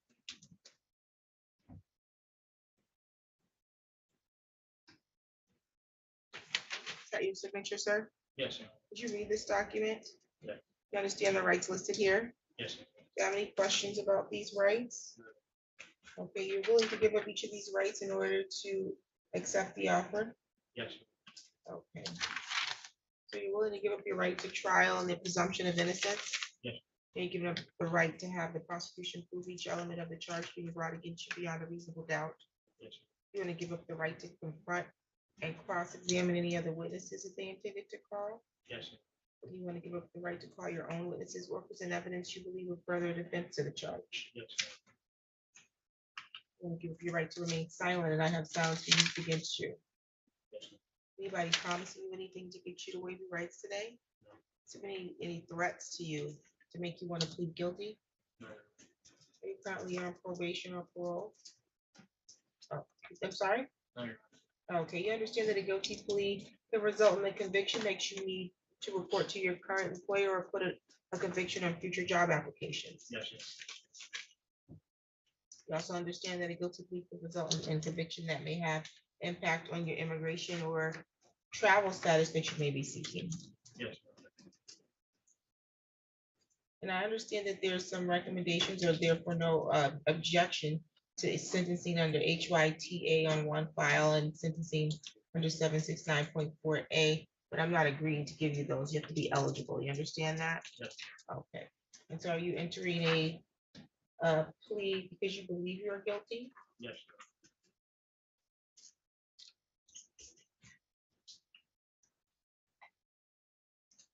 As to file number ending in 622, which you're charged with count 1 of assault with a dangerous weapon, and in the alternative count 1 of domestic violence. Again, the offer on that file was you to plead guilty to count 2. How do you plead? Thank you, Your Honor. Mr. Johnson, Your Honor, we would like to do a factual basis actually to the count 1, even though I haven't entered the lowest count 2. Okay. On or about February 25th of 2023, were you at a location at North Pine Street in West Oakland? Yes. And is that located in the city of Lansing, County of Bingham, state of Michigan? Yes. And while you were at that location, did you get into an argument with Lisa Lee? Yes. And Lisa Lee is a person you had currently, that you have a child, correct? Yes. And at some time during that argument, did you pull a knife out of your pocket? Yes. And Miss Lee would have seen that knife? Yes. And that would have placed her in fear of some type of injury, correct? Yes. And you did not do that in self-defense, did you? Your Honor, I believe we would have a factual basis for the assault with a dangerous weapon. Any questions on that file? You were satisfied, Your Honor, thank you. Then as to file number ending in 860. There's count 1 of domestic violence. And the offer is for you to plead as charged with sentencing under HYTA. As to that count, how do you plead? Guilty. Factual basis, counsel. Thank you, Your Honor. Mr. Johnson, on or about January 29th, 2023, were you at the address of 540 West Willow Street? Yes. And that's in the city of Lansing, County of Bingham, state of Michigan, correct? Yes. And at that time, you had an argument with Miss Alyssa Johnson, correct? Yes. And that is somebody with whom you have a dating relationship? Yes. And during that argument, did you push or shove her? And that was not done in self-defense, correct? No further questions. Oh, did you pick that up? No. Can you repeat your answer to the last question? No. Thank you. Any questions from the prosecution? You were satisfied, Your Honor, thank you. Court is also satisfied with the factual basis on each file. I'll accept your pleas on both. I find your pleas to be made freely, voluntarily, and intelligently. Matter will be set for sentencing June 2nd. I don't want to. June 2nd at 1 p.m. are your sentencing dates on both files. You need to meet with probation so they can prepare a pre-sentence report and recommendation. They'll also advise as to whether or not you're eligible for these special statuses that you're seeking, okay? Are you still being held on this or something else? I believe he was remanded on that 23-860 SM file because of the new PA 53. That's correct. So he was remanded on the violation. Okay, I see. Magistrate Moore said on changing. Okay.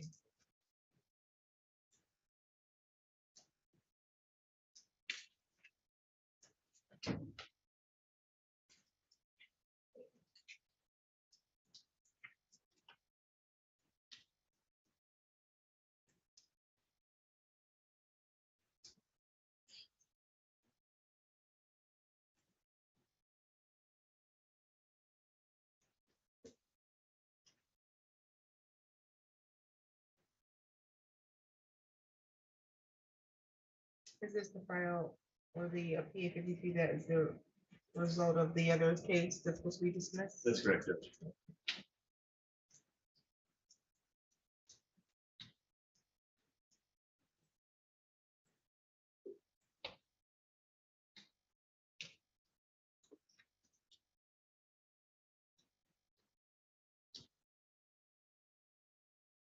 Did you want to address bond on that? Thank you, Your Honor. Mr. Johnson was remanded in regards to a PA 53 violation. That violation has been dismissed. We therefore are asking that he be released on personal recognizance bond at this time.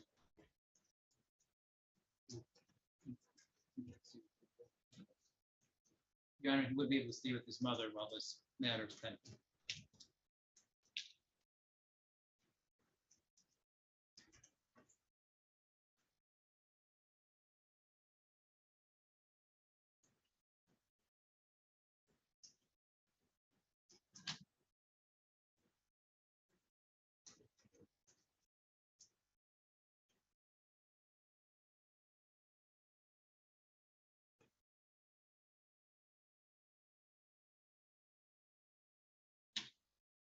What's his mother's address? 1823 Hill Avenue. 1823 Teal, Yep, TEEL. Lansing. Yes. 49. Judge, I may be heard on bond every year. Yeah, absolutely. Can you run a bond? Yeah, I'd ask the bond remain in place, and I would ask that if you do decide to release him, that he, at a very minimum, be put on a GPS. So there's been continued harassment, even though the case was dismissed as part of the plea deal. There's been continued harassment. At the first attempt of a plea on this felony, he did come with the victim in the second case to that court date. And the victim explained to me at that point that she was not on board with the misdemeanor case. But since then, there's been repeated harassment and continued harassment, to which she is now became on board with the case. And I did discuss all this with her in light of everything that happened. And there's been continued phone calls from the jail as well, even though the people are not proceeding on the PA-53s or the witness intimidation.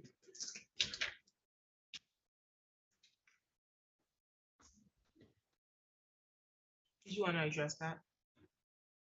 Your Honor, my client has expressed great remorse to me for his violations of the no contact order and understands quite clearly at this point that he cannot have any contact with the complainant witness. If the court is so inclined to want to utilize a GPS tether to track his whereabouts, we have no objection to that. However, we do request that he be granted his release until sentencing. On both of these, there's already a bond that was on file number 622. That was, looks like 3,010%.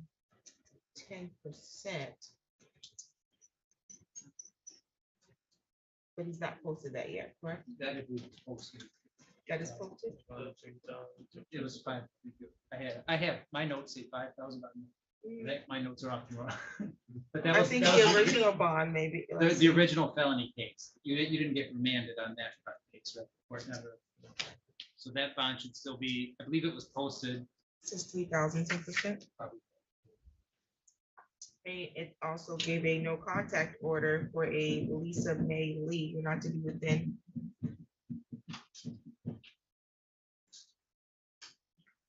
Something might be exploding.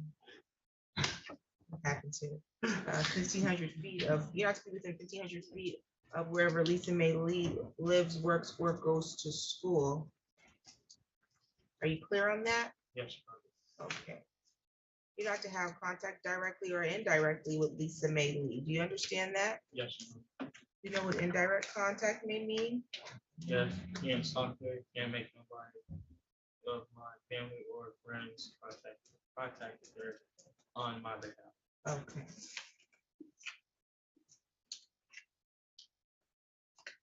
What does it mean as to jail calls? Do you think you can do that? Can you make jail calls if there's a no contact order? Oh, okay. Just want to make sure you understand that. As to file number 860, I'm gonna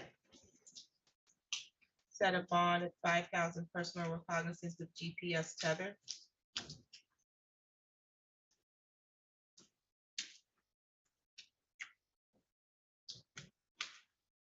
There's a no contact order for Alyssa Johnson on that file. You're not to be within 1,500 feet of wherever she lives, works, or goes to school. I told you that back on March 16th. I know that the PA 53 violation was dismissed, but the allegation is that you were at the residence of 540 West Willow, which is where she lived, and that you told the officers that you didn't know you couldn't go there. So I'm going to repeat that. You can't go to wherever Alyssa Johnson lives, works, or goes to school. Do you understand that? Yeah. Do you have any questions about that? No.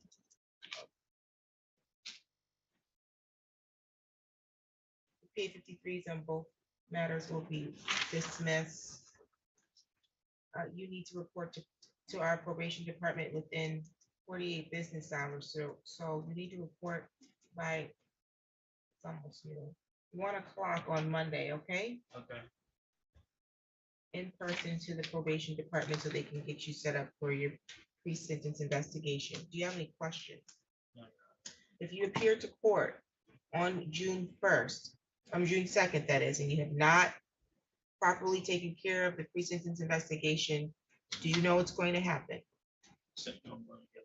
You're going to be remanded to jail because you didn't follow the court order. Do you understand that? Yes, you are.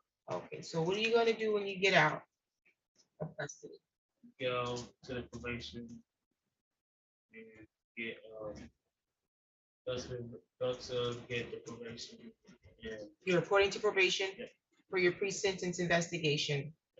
They'll give you a questionnaire to complete and then they'll schedule you an interview.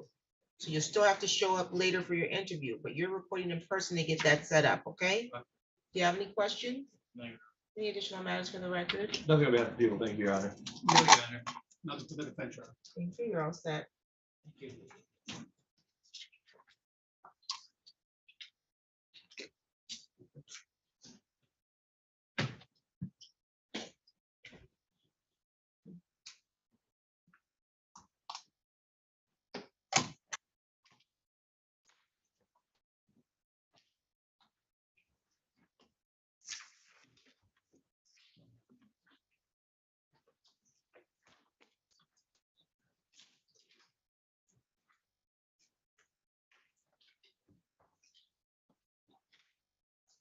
On the record, in the matter, the people of the state of Michigan versus Barry Schiffer, file number is 23-00524 FY, council appearance. Good morning, Your Honor. Tracy Meyer on behalf of the people. Good morning, Your Honor. Edward Hess on behalf of Barry Schiffer. Mr. Schiffer is seated to my right at the council table. Yesterday was the date and the time that was set for a preliminary examination. How are we proceeding? The people are ready to proceed. I've offered to speak to defense counsel about some sort of resolution. He's a habitual for on a 20-year felon, so we have a lot of room to wiggle, but it's my understanding the defendant's not interested in any sort of resolution. Your Honor, I'm respectfully asking that Mr. Schiffer be placed under oath and that I may voir dire him as to proceeding with today's hearing and as to his waiver of his right against self-incrimination as to his proposed testimony today. After you raise your right hand, You solemnly swear or affirm the testimony you're going to give is the truth and the whole truth under penalty of perjury. Affirm. Thank you. You can proceed. Thank you very much, Your Honor. Mr. Schiffer, good morning to you, sir. Good morning. You understand today that you're appearing for a preliminary examination, is that correct? I understand that, yes. And you understand that you're being charged with a single count of false report of a terrorist threat? Correct. And from what the prosecution said, you understand that the prosecution seeks to add a habitual fourth offender notice to your potential felony information? Yeah, this is the first I've heard of it, but I expected that, come, yeah. Now, you've informed me that you wish to proceed with today's hearing, is that correct? Absolutely. You informed me that you do not wish to waive today's hearing, is that correct? I'd like to go through with it, no waive. You informed me that you do not wish to plead guilty or consider any plea offers in this matter, is that correct? That's for a later date. No. So this time, you're not asking me to negotiate as far as plea offers go or anything like that? No. Okay. Mr. Schiffer, you have informed me several times, but most recently this morning, that you wish me to call you as a witness in this matter. Is that correct? Correct. I have informed you that if you are called as a witness, you would be waiving your right against self-incrimination and your right to remain silent. Is that correct? Correct. You understand that anything you say will be under oath. Is that understood? Yes. You understand that anything you say can be used against you in this proceeding and in any other court proceeding, either in this court or in some other court, for example, federal court. Yes. You understand that if there's an accusation made that any of your testimony is false, then you could potentially be charged with contempt of court or with perjury. Right. Correct. You understand that I have advised you that you testifying is against my express legal advice, correct? Correct. You understand that I've advised you that should you seek to testify, I would not have any questions to ask you because I do not believe that it is sound legal strategy for you to testify in this case. Correct. Therefore, you understand that when I call you to the stand, I will be making a motion to the court to allow you to testify in the narrative without me asking any questions. Do you understand that? Correct. Your Honor, I have no further questions for Mr. Schiffer at this time. Thank you. Any additional preliminary matters before we call our first witness? I don't know.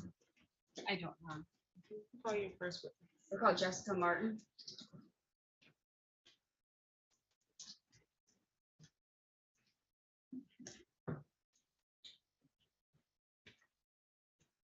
Do you solemnly swear or affirm the testimony you're going to give is the truth and the whole truth under penalty of perjury? I do, Your Honor. Thank you. You can have a seat. State your first and your last name and spell them both. Yes. Jessica Martin, Jessica, Martin, Martin. You can proceed. Thank you. Where do you work, ma'am? The Lansing Police Department. And in what capacity do you work there? I'm the police social work supervisor. Can you describe to me what that means? Yeah, so in my role as the police social work supervisor, I respond to assist officers and to referrals from officers in community to support clients with a variety of social service related needs to include mental health, behavioral health, housing needs, older adult, family and juvenile issues, and the like. And are they clients to you, but in this setting, defendants? Or at that point, not determined? To me, they are all clients because my role is solely social work. I don't get involved in the criminal side unless it's absolutely necessary. And what's your training and experience prior to this role? Prior to this role, I was a police officer for over 16 years at Michigan State University Police Department. And then after working there, you came here? Yep, I was hired by Lansing Police in January of 2022 to do their social work program. Were you working on February 10th, 2023? Yes. And on that date and what continued for certain days, were you contacted by a Barry Schiffer? Yes. Do you see Barry Schiffer in the courtroom today? I do. Can you please identify him?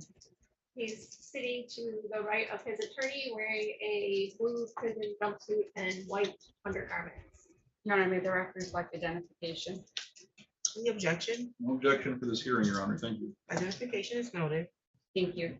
How long have you known the defendant? Several months. Do you think it's about a year or so? I would estimate around that time. My contact started with him fairly early into my career at Lansing Police Department. And how did it first come about that you made contact with him? I don't recall the exact incident, but as I said, we received referrals from officers for people that they think could benefit from our intervention to connect to resources and support. So somewhere along the line, I received a referral in regards to Mr. Schiffer. In your contact with him, were you made aware that he has been in and out of Sparrow Hospital? Yes, those are matters of probate record. And was that for mental illness? Yeah, that's my understanding versus the probate records and police records. And did he talk to you? Let's go back to when you're working on February 10th. Did you have communication from him? Yes, via text message. And how do you know that it was him? That's a phone number that was provided to me by him for us to be able to communicate. And what was unusual about that text message? It contained some very direct threats towards various government officials. What did you do when you received that text? Because of the direct threats to a named party, I contacted the Lansing Police Department as part of my duty to warn as a mental health professional and notified them of the threats that I had received. Your Honor, I'm showing defense counsel what's been previously marked as people's proposed exhibit number 1. Can I approach? You may. Do you recognize that? Yes, I do. And how do you recognize that? This was the text message that I received from Mr. Schiffer, copies of them. And is it screenshots? Yes, from It- my phone. And it's quite lengthy, so it covers into additional pages, is that true? Yes, it is. And if you look it over, does it accurately depict how or what you got on that day? Yes, it's an exact copy of what I received. Has it been changed or altered in any way? Not that I can copy. You know, at this point, I'd move to the admission of people's proposed exhibit number 1. Any objection? No objection, thank you. People's one is admitted. And in that text message, can you point out to me where he made the threat? Yes, in the first part of it, it says, evacuate the Ingham County Circuit Courthouse, contact the bomb squad. I have mailed an unlit pipe bomb to Judge Rosemary Aquilina. And where is the Ingham County Circuit Court located? I believe it's on Kalamazoo Street. I don't know the exact address. Is it City of Lansing? Yes, ma'am. Ingham County, State of Michigan? Yes, it is. And is that where Judge Rosemary Aquilina, her office or chambers are located? To my understanding, yes. And was that the only text message you received from this individual? No, there were several messages over, if I recall correctly, the 10th was a Friday. And because this is my work phone, I don't always maintain that when I'm outside of the office. So there were several more messages that were received on other dates following the 10th that when I returned to work on the 13th, I then notified that there were additional messages received.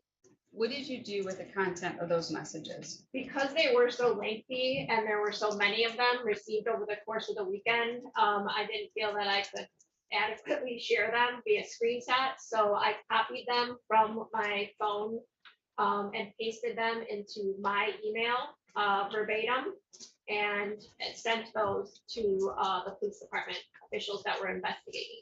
Okay.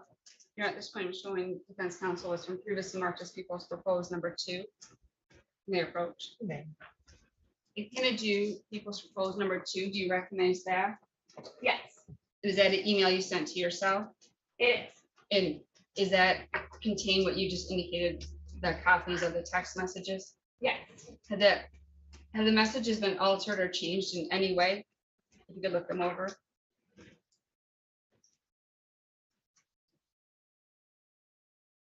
Not that I can. You're at this point, I move to the admission of people's proposed number 2. Any objection? No objection, thank you. People's two is admitted. In that, the text messages, can you give a summary? I guess, let me ask it. Do the threats continue? Yes. And they continue throughout? Is that why you chose to pick those, the messages to put into this email? Yes. Has the defendant made statements to you about making these threats? I sorry, I guess I'm not sure I understand the question. Did he ever talk to you about these threats at all? No, I did not reply to these messages, nor did I have any other contact with him about these specific messages. Have you asked him about text messages or threats like this before in the past? Have I asked him about them? Yes. He previously has made other more general threatening statements that I did not feel warranted a duty to warn as a violating my confidentiality. So that answers your question. Did he ever indicate to you that he just wanted to go back to prison? Yes. After you turned these messages over to law enforcement, did you have any more contact or did you receive any more messages? I did not initiate any contact with him. I would have to look at my cell phone, but I believe there were other messages received after this, but they were not anything that would warrant another violation of confidentiality for duty to warn. Okay. Give me one moment, Your Honor.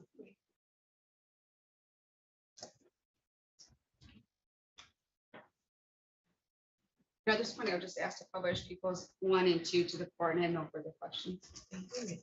Publish. We have to publish. Yes. Thank you. Sam. Thank you, Your Honor. Ms. Martin, in your contact with Mr. Schiffer, were you aware that he's a person who was homeless? Yes. Were you aware that he was a person who struggled with substance use disorder? We're getting into some HIPAA territory there. I can't comment on his diagnoses or treatment. Well, this is a court of law, so I'm asking you a question. Is there a way to find that via police records? I mean, he's a client of mine and I am a mental health professional. So unless it's relevant to a threat to somebody, I can't disclose information that he's given me regarding his treatment, his afflictions, his diagnoses. All right. You remember Exhibit 2, which was the emails that you compiled? Yes. Do you remember a reference in that to Mr. Schiffer medicating his unmedicated pain with crack cocaine? Yes, that is mentioned in the text message. You testified already that Mr. Schiffer was a person with a probate court record and who's been in and out of mental health treatment. Is that correct? Yes, there are probate court records that show that. It's my understanding he has a mental order in Mann as well. Do you remember that Exhibit 1 described an unlit pipe bomb? Yes. Do you remember that Exhibit 1 describes the pipe bomb as being harmless? Yes. You remember that Mr. Schiffer described himself as being a peacemaker? Yes. Do you remember that Mr. Schiffer indicates that the bomb will not injure or kill Judge Rosemary Aquilina? I do recall a statement in there, yes. Okay.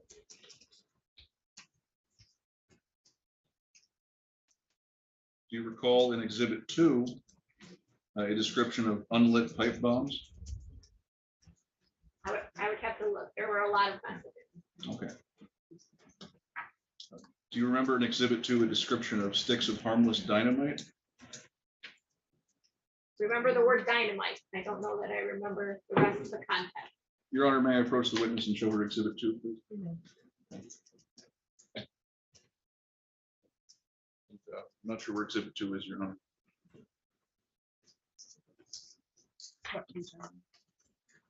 I'll tell you in a second. Page 2, bottom. All right, please look at the last big paragraph on page 2 and look up when you've read that.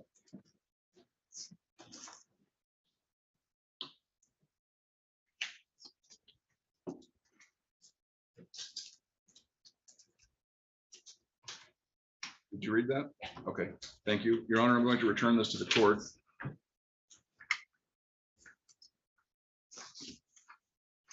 Ms. Martin, did reading that paragraph help you refresh your memory of the contents of Exhibit 2? Yes.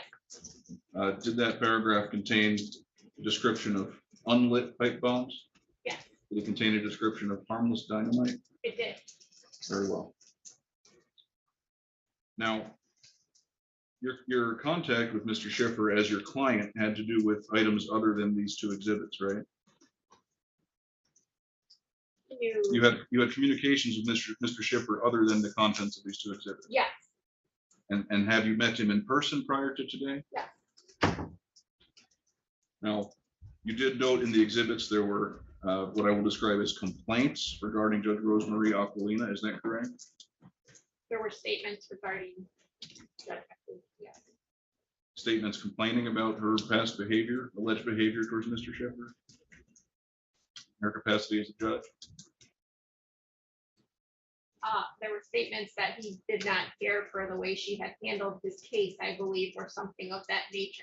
Okay, and you would describe these communications as lengthy and rambling, would that be correct? Yes. Is this characteristic of Mr. Schiffer's past contact with you? Yes. Is it true that these communications contain a list of grievances that Mr. Schiffer has? Yes. I have no further questions, Your Honor. Any redirect? No, Your Honor. I made this witness to excuse. Yes. Thank you, Martin, you made an excuse from the Thank stand. you. Call your next witness. Detective Sergeant Troy Johnson.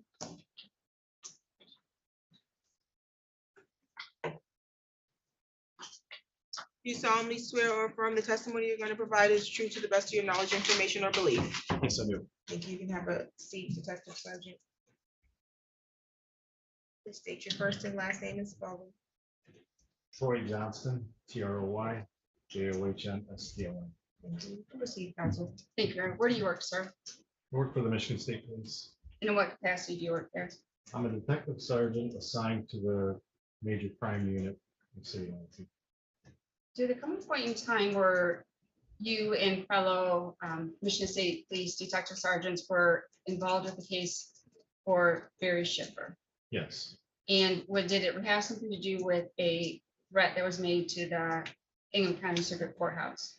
yes. And what did members of the Michigan State Police and or surrounding law enforcement agencies do in reference to that threat? The bomb squad was contacted. There were canines contacted to do a sweep of the Ingham County Prosecutor's Office and 30th Circuit Court building. Did the fact that the text message indicated that it was an unlit bomb, does the word unlit deter any activity from law enforcement? No, Did the fact that it was indicated as a harmless dynamite, does that change any response? No. I have nothing further. Prosecutor. Sir, were you involved with the search of the building? I was not. Were you made aware of the results of the search of the building? Yes, Is it true that no explosive materials, bombs, or any other matter was found as a result of this search? yes. Okay, no further questions, Your Honor. Any redirect? No, Your Honor, thank you. Thank you, Detective Sergeant. You can call your next witness. The people rest, Your Honor. The defense can call their witnesses. Thank you. The defense calls Barry Schiffer to the stand.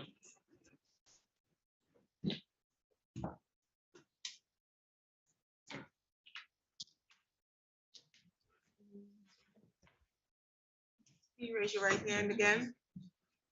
You solemnly swear or affirm the testimony you're going to give is the truth and the whole truth under penalty of perjury. Affirm. Thank you. You can have a seat, sir. Okay, you've been fully advised of your rights that you waived already on the record. You want to continue that waiver, sir? Yes. Okay, Mr. Hess, you can continue. Your Honor, I have no questions for Mr. Schiffer at this time, believing that my professional obligations prohibit me from asking him any questions because it is my legal opinion that any testimony from him could be harmful to his case and could tend to incriminate him. However, the Michigan Court of Appeals has ruled that a district court judge abuses the court's discretion if it prohibits a defendant in a preliminary examination from testifying. Therefore, I'm in defense of my client's right to testify. I'm respectfully asking that the court allow Mr. Schiffer to be sworn under oath and offer his testimony in the narrative.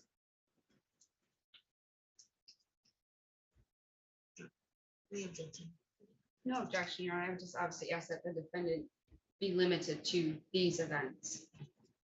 The testimony will be allowed in the form of the narrative, and it needs Mr. Schiffer to be limited to the incident and the events which brought you before the court today, okay?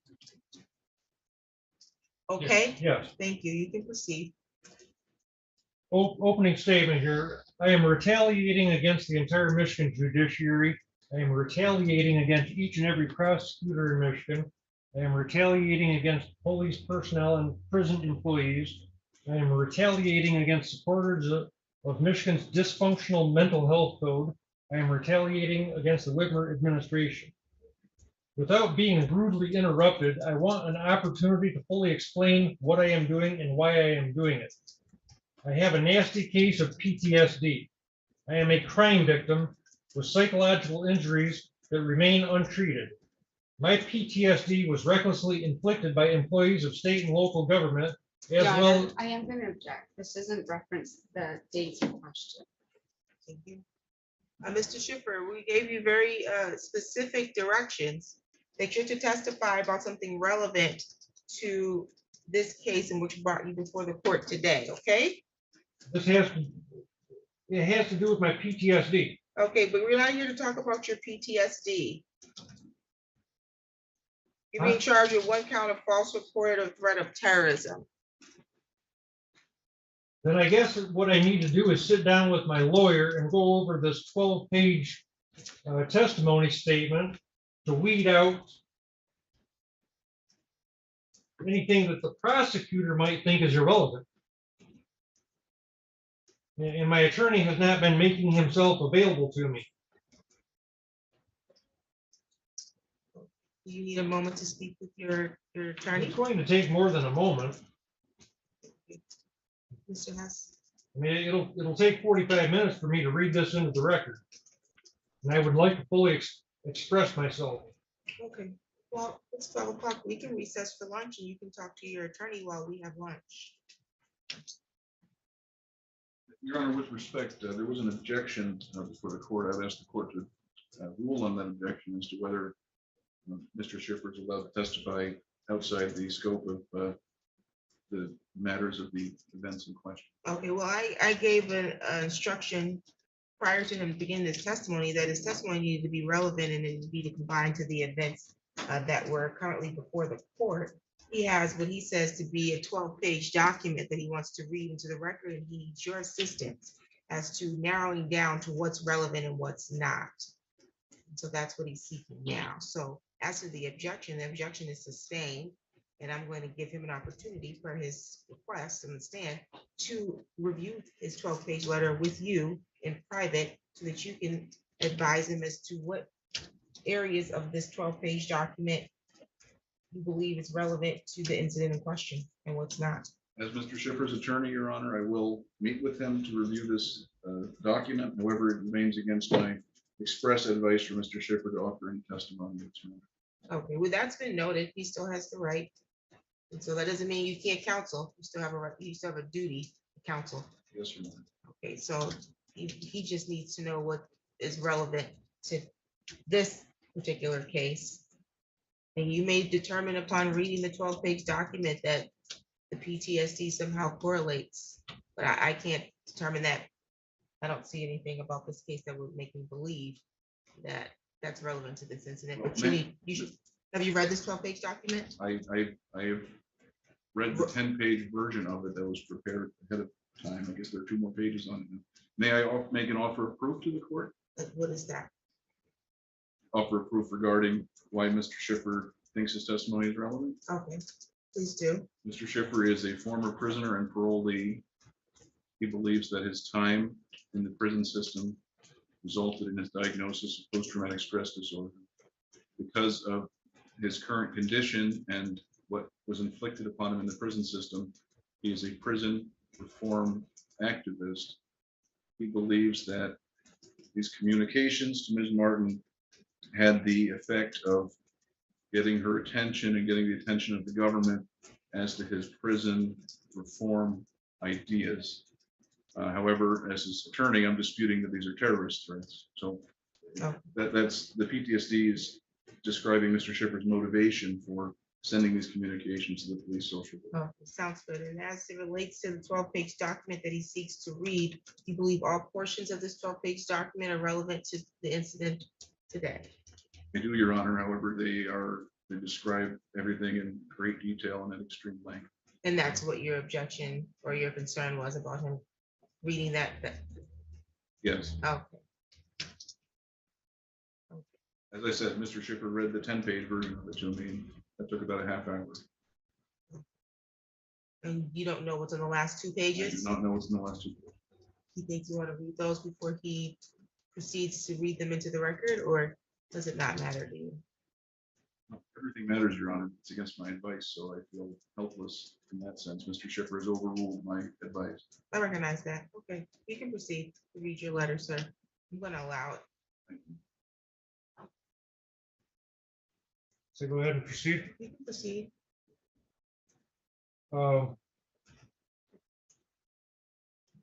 My preliminary examination testimony all relates to what I just mentioned, to the deterioration of my mental health, to the absence of PTSD relief, and to my proposed PTSD healing solutions. My 12-page testimony statement will take over 45 minutes for me to read into the record and includes multiple crime confessions, motive, intent, moral perspective, commentary on my state of mind, legal and political agenda, vision, and future plans.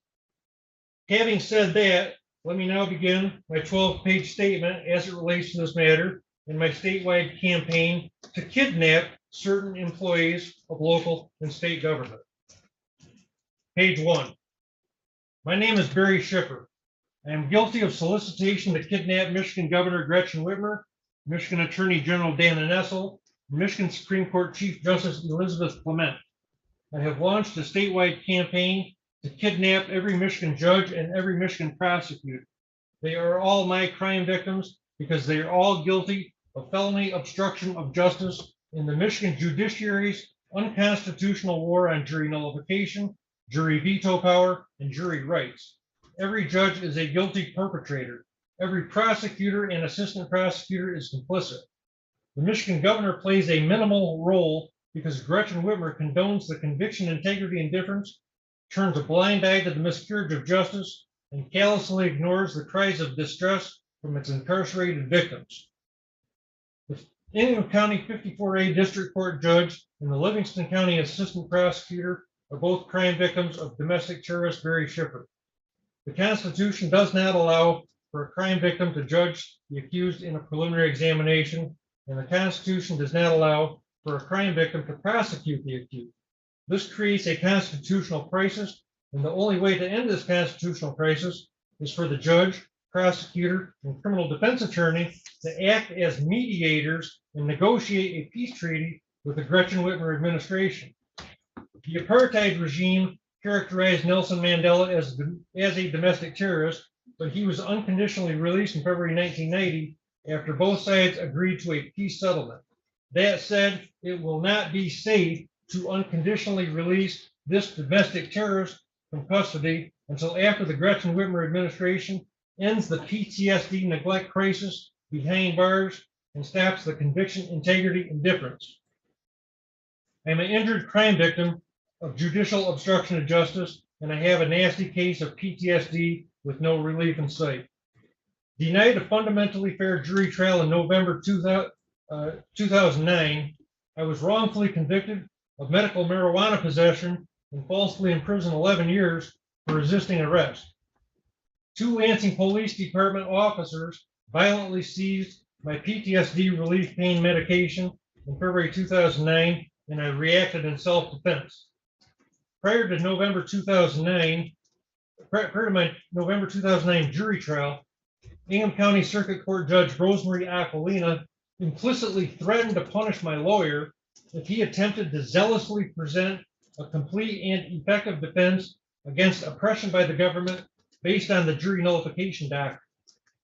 As a result of that obstruction, my 12 incompetent jurors failed to serve as a check on official power, failed to prevent the injustice, and failed to protect me from government tyranny. 14 years later, I am now guilty of solicitation to kidnap felony perpetrator Rosemary Aquilina and LPD employees. Page 2. Accused of domestic terrorism, I have 5 affirmative defenses that the Livingston County Assistant Prosecutor wants the Michigan judiciary to unlawfully obstruct. Number 1, defense against obstruction by the government based on the jury nullification doctrine. Number 2, defense of others. Number 3, permission defense. Number 4, necessity defense. And number 5, justification defense. Since this is a harmless act of domestic terrorism, Nelson Mandela and America's founding fathers are all sitting at the defense table because they would not unlawfully obstruct the presentation of my desired defense. Furthermore, I cannot get a fundamentally fair jury trial in this matter until after the Whitmer administration formally ends its unconstitutional war on jury nullification, jury veto power, and jury rights. Nelson Mandela and America's founding fathers gave me permission to commit this victimless political crime. I committed this victimless act of domestic terrorism in defense of the dissatisfied Michigan taxpayers that needlessly finance mass incarceration. I committed this Nelson Mandela crime in defense of 30,000 Michigan prisoners with untreated PTSD. I committed this Nelson Mandela crime in defense of 20,000 incarcerated victims of conviction, integrity, and difference in Michigan. I committed this Nelson Mandela crime in defense of 10,000 needlessly confined Michigan prisoners. I committed this Nelson Mandela crime in defense of former Michigan prisoners whose PTSD was professionally inflicted in the courtroom and or behind bars, in defense of disproportionately incarcerated people of color, in defense of potential crime victims, in defense of current and future criminal defendants, and in defense of wrongfully convicted prisoners that are denied relief. Roughly 20,000 Michigan prisoners were denied a meaningful opportunity to zealously present a complete and effective defense against oppression by the government based on the jury nullification doctrine, including those that were bullied into accepting a plea agreement with intimidating threats of an enhanced sentence. There is a PTSD neglect and mental health care malpractice crisis in all 28 prisons of MDOC Director Heidi Washington, and ignoring this crisis is like ignoring the Flint water crisis. Sound the alarm. I belong in a Gretchen Whitmer prison with 30,000 Michigan prisoners with untreated PTSD. That's the end of page 2. PTSD is recklessly inflicted in the courtroom through unconstitutionally unfair criminal prosecution tactics, such as the unlawful prohibition of educational jury nullification-based criminal defense arguments that restrict free speech and render unlearned jurors incompetent. PTSD is also recklessly inflicted behind bars in Michigan through prisoner abuse, oppression, and the unnecessary micromanagement of 30,000 confined souls. I am in love with 30,000 Michigan prisoners with untreated PTSD. I am the #1 cheerleader for 30,000 Michigan prisoners with untreated PTSD. I am in a relationship with 30,000 Michigan prisoners with untreated PTSD. It is an honor for this friend of Nelson Mandela to risk my freedom in support of 30,000 incarcerated victims of conviction, integrity, indifference, and or PTSD neglect. To further demonstrate my support of 30,000 Michigan prisoners with untreated PTSD, this domestic terrorist is willing to spend 27 additional years in prison, which was the duration of Nelson Mandela's life sentence. Nelson Mandela is now deceased and has passed the torch to Barry Schiffer. Long Walk to Freedom is the title of Nelson Mandela's autobiography. Nelson Mandela was my favorite domestic terrorist because he authored the standard minimum treatment of prisoners, which the United Nations ultimately adopted. I was authorized by Nobel Peace Prize recipient Nelson Mandela to act as accused because employees of local and state government defiantly refused to repair the psychological damage that they professionally inflicted without compassion or remorse. I am denied compensation for my pain and suffering. I am homeless. I am a habitual shoplifter in Lansing. I struggle to survive outside of prison without a source of meaningful income. I need an honest paycheck. I belong in a Gretchen Whitmer prison because I am a prison peacemaker. Again, I am a prison peacemaker. End of page 3, here's page 4. I'm a whistleblower, and I am publicly exposing the conviction, integrity, indifference, PTSD, neglect, and judicial obstruction of justice of felony perpetrators Gretchen Whitmer, Dana Nessel, and Elizabeth Clement. I've spent a grand total of 28 years behind bars since 1985. I have never tasted success. I have 0 enemies in Gretchen Whitmer's 28 state prisons. Nelson Mandela created prison peace in South Africa, and future Michigan Department of Corrections Director Barry Schiffer expects to one day create prison peace in Michigan. I deserve an opportunity to publicly prove to Michigan's entire labor force that this ex-convict can outmanage current MDOC Director Heidi Washington, because Heidi Washington mismanages both the behavior of 30,000 state prisoners as well as the $2 billion annual corrections budget, which is financed by by Michigan's entire labor force. I had permission from America's founding fathers to commit this victimless act of domestic terrorism because the Whitmer administration will not give me permission to personally visit all 28 Heidi Washington prisons, meet with my 30,000 confined brothers and sisters face to face, and spark a statewide prison peace celebration. I am hijacking all 28 Gretchen Whitmer prisons in protest. I deserve to eat Heidi Washington's garbage prison food with disproportionately incarcerated people of color. I am a Caucasian Black Lives Matter sympathizer. In People versus Thomas, 438 Mich 448, it's a 1991 Michigan Supreme Court case law. Felony obstruction of justice includes oppression and tyrannical partiality of judges, justices, and other magistrates in the administration and under the color of their office. Gretchen Whitmer is guilty of conspiracy to commit felony obstruction of justice. Gretchen Whitmer belongs in handcuffs. Gretchen Whitmer does not deserve a fair trial because this former marijuana prisoner was denied a fair trial in 2009. Beginning of page 5. The Michigan Governor, Michigan Attorney General, and Michigan Supreme Court Chief Justice all need to spend 24 hours at the Huron Valley Women's Prison in Ypsilanti with female prisoners that were denied access to fundamental fairness in the courtroom and denied access to PTSD relief behind bars. They're all guilty of obstruction of justice and have earned the right to wear a prison uniform, eat garbage prison food with disproportionately incarcerated women of color, and listen to the horror stories of female prisoners that are denied mercy on their sentence commutation applications and motions for relief from judgment. Accused of domestic terrorism, this student of Nelson Mandela is demanding an all-black jury after my all-white jury wrongfully convicted me of marijuana possession 14 years ago in the courtroom of crime victim Rosemary Aquilina.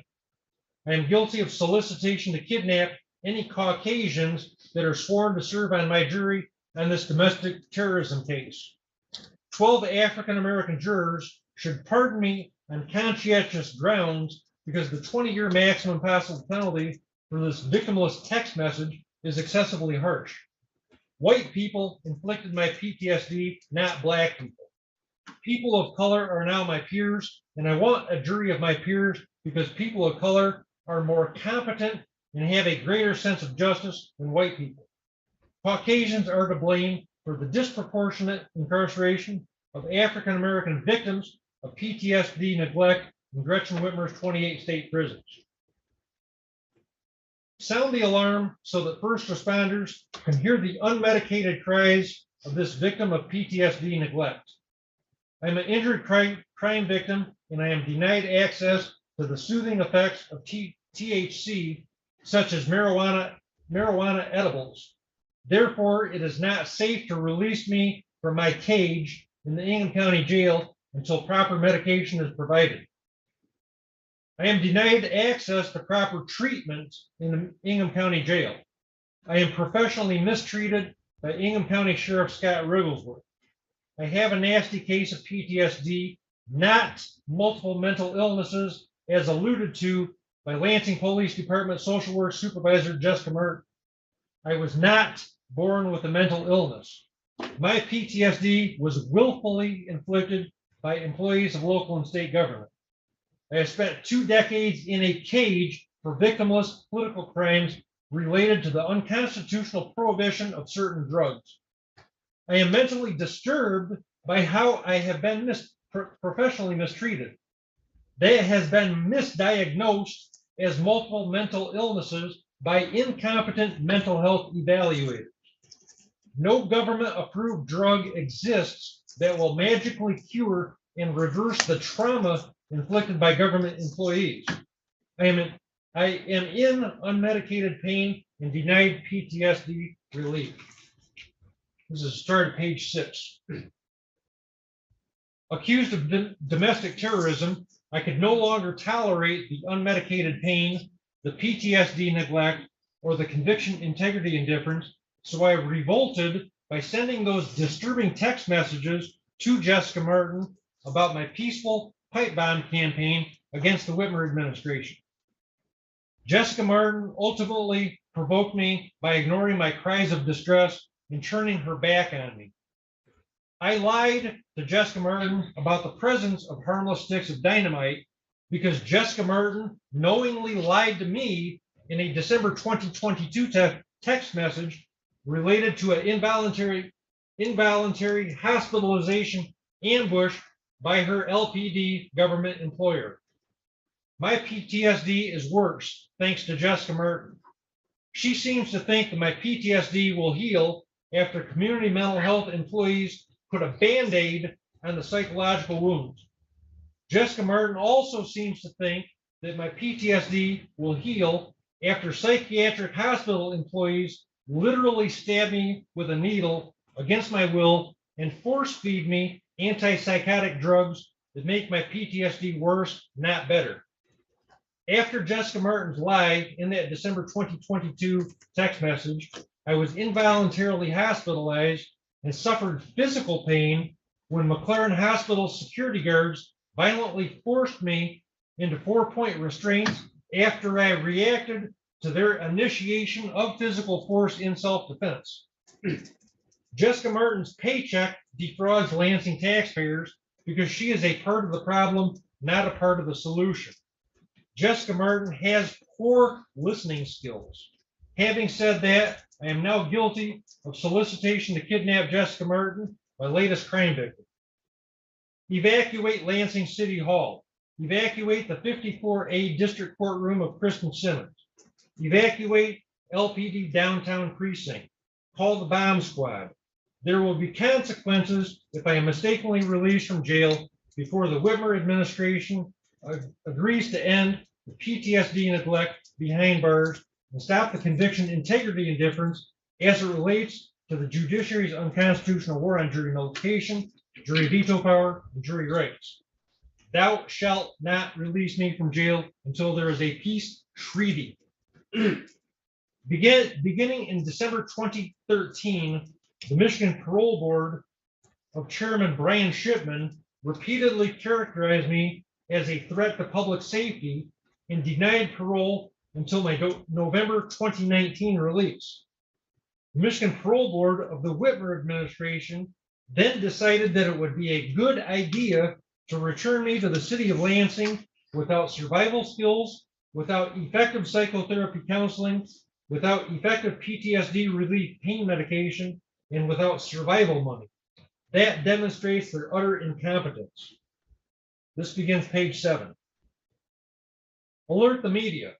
The media needs to publicly explain to dissatisfied Michigan taxpayers, injured Michigan crime victims, and 30,000 Michigan prisoners with untreated PTSD what I am trying to accomplish through this prosecution. Am I free to act above the law? Why haven't I been arraigned and charged with solicitation to kidnap every Michigan judge and prosecutor, including employees of the state Supreme Court, Court of Appeals, and Attorney General's office? How am I allowed to get away with launching a statewide campaign to kidnap felony obstruction of justice champion Gretchen Whitmer? This is not fair to the men that were recently convicted of conspiracy to kidnap Gretchen Whitmer. Shouldn't I be punished with them? Created while I was falsely imprisoned on a resist arrest charge related to the unconstitutional prohibition of medical marijuana, I authored Michigan Jury Duty for Dummies, and I am currently trying to make a free electronic copy of my 208 question true or false quiz available to every dissatisfied Michigan taxpayer, every wrongfully convicted Michigan prisoner, every incompetent juror, every member of the Michigan bar, every Michigan legislator, every Michigan judge, every Michigan prosecutor, etc. I want Gretchen Whitmer, Dana Nessel, and Elizabeth Clement to publicly take my 208 question true or false quiz under the scrutiny of every criminal defense attorney and appellate attorney in Michigan. Gretchen Whitmer owes me 208 correct answers. Former medical marijuana prisoner Barry Schiffer is the teacher. Gretchen Whitmer is the student. I want to give Gretchen Whitmer a day off. I want to become the Michigan governor for one day. And I want Gretchen Whitmer to spend her day off with incarcerated victims of conviction, integrity, and difference. You can find my Michigan Jury Duty for Dummies publication on my Facebook page. This begins page 8. I want to help 30,000 Michigan prisoners make amends wherever necessary. I am trying to improve the quality of life in all 28 state prisons. I need for Gretchen Whitmer to empower me to succeed. Imagine all 28 Gretchen Whitmer prisons erupting in celebration. My mission is to publicly teach the Whitmer administration how to successfully repair a rigged jury trial system with my Michigan Jury Duty for Dummies 208 question true or false quiz. I am trying to teach Gretchen Whitmer how to end the judiciary's unconstitutional and highly illegal war on jury nullification, jury veto power, and jury rights, which is my area of expertise. I am trying to teach Gretchen Whitmer how to make criminal jury trials fundamentally fair again and end the conviction, integrity, and difference, which inflicts PTSD in its victims. I am trying to teach Gretchen Whitmer how to stop the PTSD neglect and mental health care malpractice crisis in all 28 state prisons. I am trying to teach future MDOC prisoner Gretchen Whitmer how to stop the prisoner abuse, oppression, and unnecessary micromanagement of 30,000 confined human beings.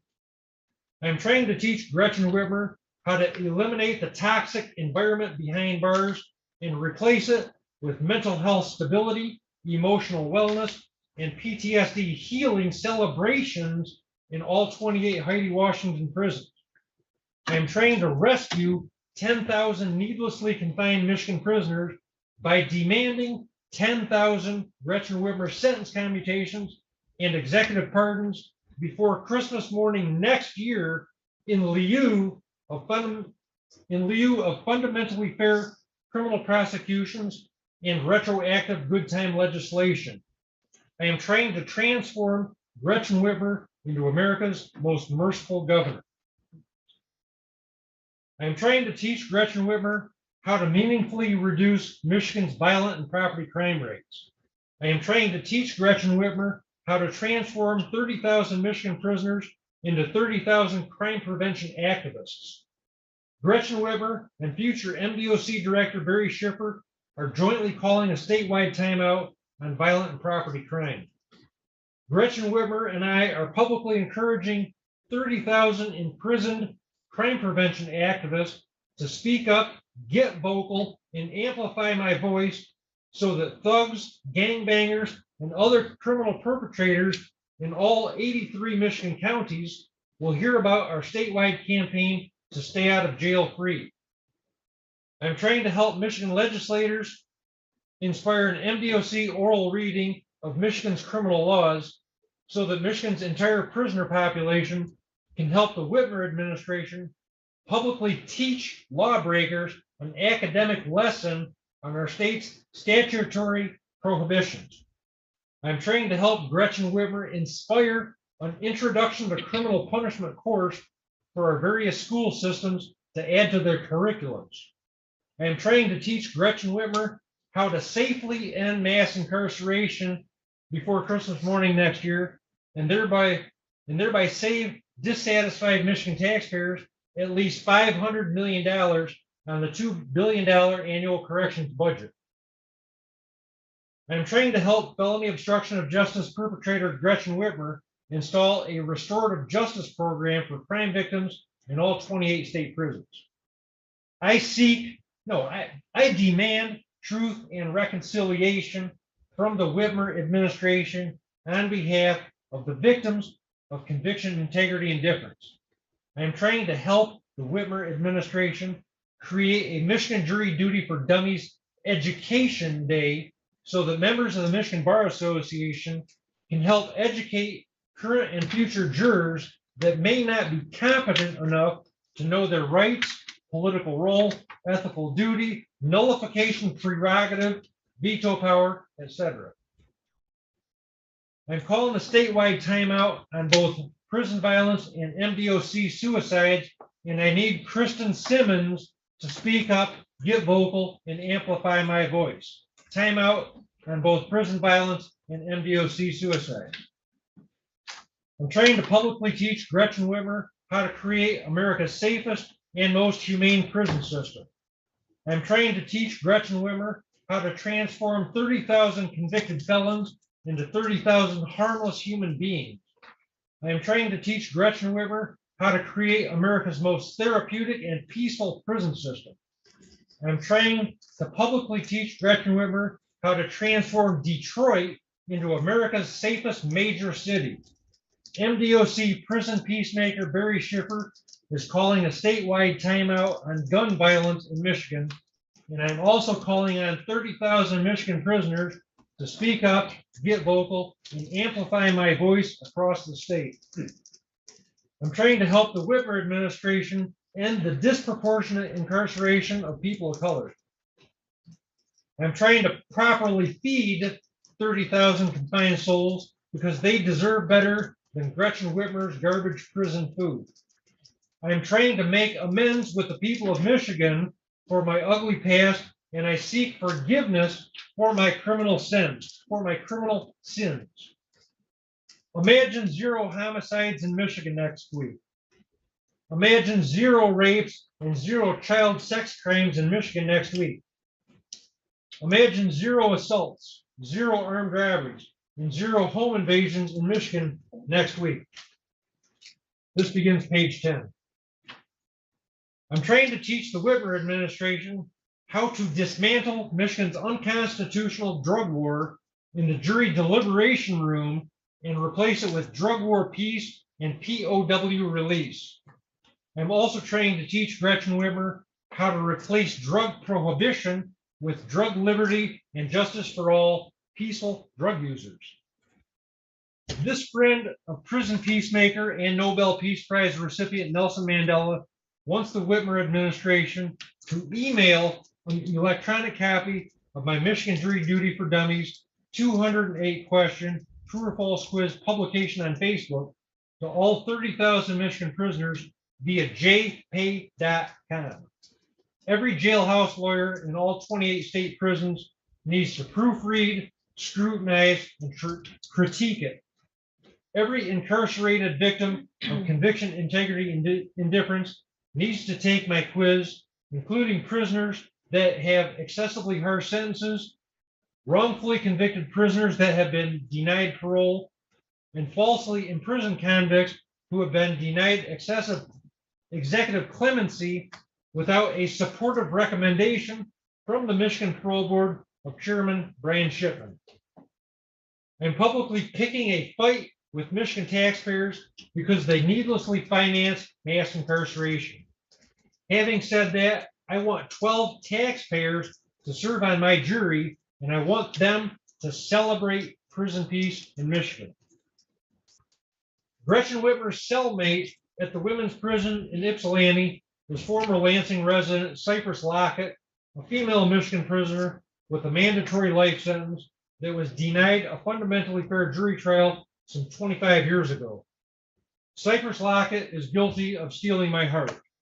Cypress Lockett was sentenced to death by incarceration after her 1998 cocaine-related homicide conviction in Ingham County. Cypress Lockett needs for someone to tell her about Barry Schiffer's rescue plan.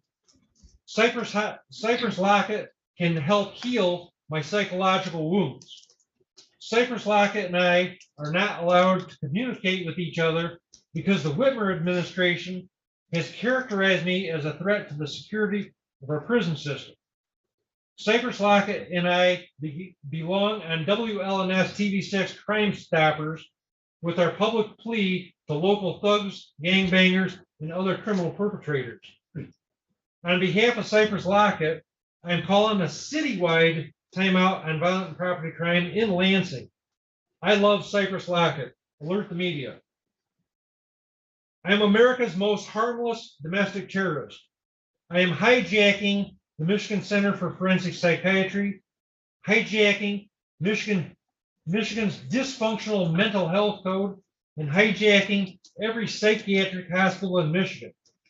I am seizing control of all 28 state prisons and taking 30,000 prisoners hostage with the intent to treat them with an abundance of kindness. This begins page 11. Why must I force my way back into prison? Heidi Washington requires me to terrorize, bully, and threaten my way back into the prison system so that I can visit my confined brothers and sisters face to face, share a meal with them, and encourage them to celebrate prison peace in Michigan. The Whitmer administration has required this particular convicted felon to commit a new crime and reoffend. I am a freedom fighter and an authentic American patriot, and I am trying to remain as harmless as possible, but I belong in a Gretchen Whitmer prison as a prison peacemaker with or without an honest paycheck. In fact, I am willing to spend the remainder of my life in prison and willingly rot behind bars with other convicted felons that are denied a second chance, denied forgiveness, denied mercy, and denied humane treatment. I feel 100% free to suffer with those that are mistreated. My Michigan Jury Duty for Dummies 208 question true or false quiz belongs in every jury deliberation room in all 83 Michigan counties, both because Michigan's jury oath is unconstitutionally vague and because coercive jury instructions manipulate clueless jurors that do not know about their rights and authority over the judge. Having said that, 20,000 incarcerated victims of felony obstruction of justice and conviction integrity indifference are denied access to restorative justice and truth and reconciliation because the entire Michigan judiciary defiantly refuses to accept responsibility and make amends. Future MDOC prisoner Gretchen Whitmer needs to formally pardon Barry Schiffer, just like the apartheid regime pardoned Nelson Mandela before his unconditional release from custody. Beginning of page 12, the final page right here. There is nothing evil or sinister about my victimless pipe bomb campaign or harmless evacuation orders. I am a former drug war hostage and a former political prisoner of war. My mission is to make amends for my ugly past. But Gretchen Whitmer is my #1 political crime victim because the Michigan governor does not genuinely care about the judicial obstruction of justice, the felony false imprisonment, the conviction integrity indifference, the excessive crime rate, the drug war violence, the unnecessary mass incarceration, the mistreatment of prisoners, the suicides behind bars, the prison violence, the PTSD, or the garbage prison food. Nelson Mandela and America's founding fathers all sit at the defense table, not at the prosecutor's table.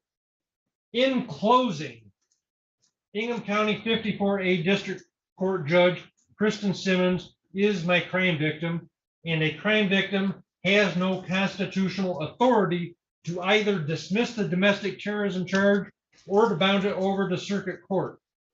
Again, I need for all of you to serve as mediators, and the best way to resolve this constitutional crisis is for the defense attorney, the prosecutor, and the judge to negotiate a peace treaty with Gretchen Whitmer and the Whitmer administration.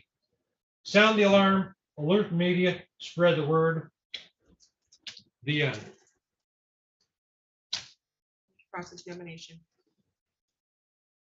Very briefly, Your Honor. What was your name, by the way?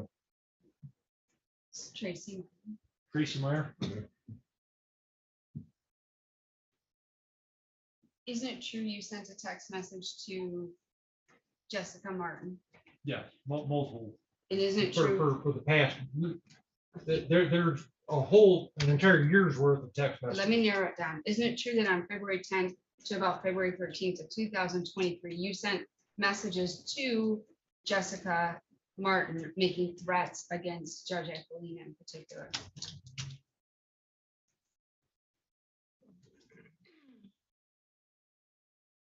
I don't know about the word threat. I sent the text messages, yes. I acted as accused.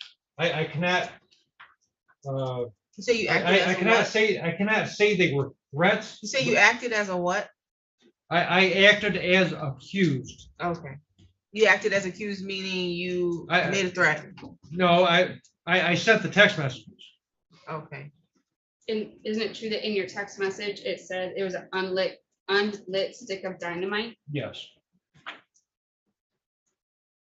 And you did that knowingly, correct? Yes. And you knew that it wasn't. I admit that I was drunk, but. Hang on, wait, I'm gonna ask questions. Oh, okay. Yep, fine. And you understand that that was taken as a threat, correct? Right, all right, yeah. And you understand that you didn't have it was a false report, correct? Yes. And you knew it to be false? Jessica Martin lied to me, I lied to her, yes. But did you know that the threats that you made on or about February 10th, 2023 to about February 13th of 2023, you knew that those threats of the bomb or the unlit bomb was a false threat, correct? You're using the word threat. I don't agree to your definition. Do you agree with me that that text message sent to Judge Aquilina could be received as a threat? Depending on the interpretation of some. One man's freedom fighter is another man's domestic terrorist. Correct, but the text message indicating that you sent an unlit stick of dynamite to her, do you agree with me that that could be perceived as a threat? Some people would, yeah.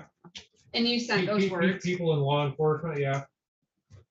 Democrats and Republicans are going to perceive it that way. You sent those words to her, correct? Yeah. And you knew that it was false, correct? Yes.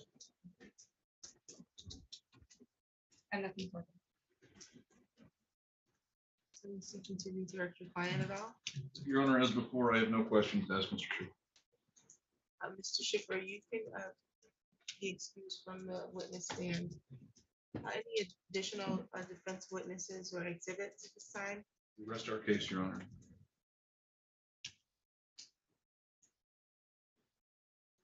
Any rebuttal witnesses?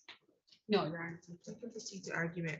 Thank you, Your Honor. According to the Michigan Criminal Jury Instruction 38.4A, the elements are that the defendant communicated by speech, writing, gestures, or conduct. I think that's evident by People's Exhibit 1 and 2, the first text message, and then the litany that followed after those. The second is that during the course of the communication, the defendant reported that an act of terrorism had occurred, was occurring, or would occur. I think those are again evident in the text messages that he sent unlit bond to Judge Rosemary Aquilina. and third, that the report was false. And the testimony Detective Sergeant Johnson indicated that nothing was found. They did respond appropriately, and again, nothing was found. And fourth, that the defendant knew it to be false, and they would submit to the court based on his own testimony and statements made in the text messages that those statements were false. So based on probable cause and the testimony of the credible witnesses of Jessica Martin and Detective Sergeant Johnson, we'd ask the court to bind this matter over.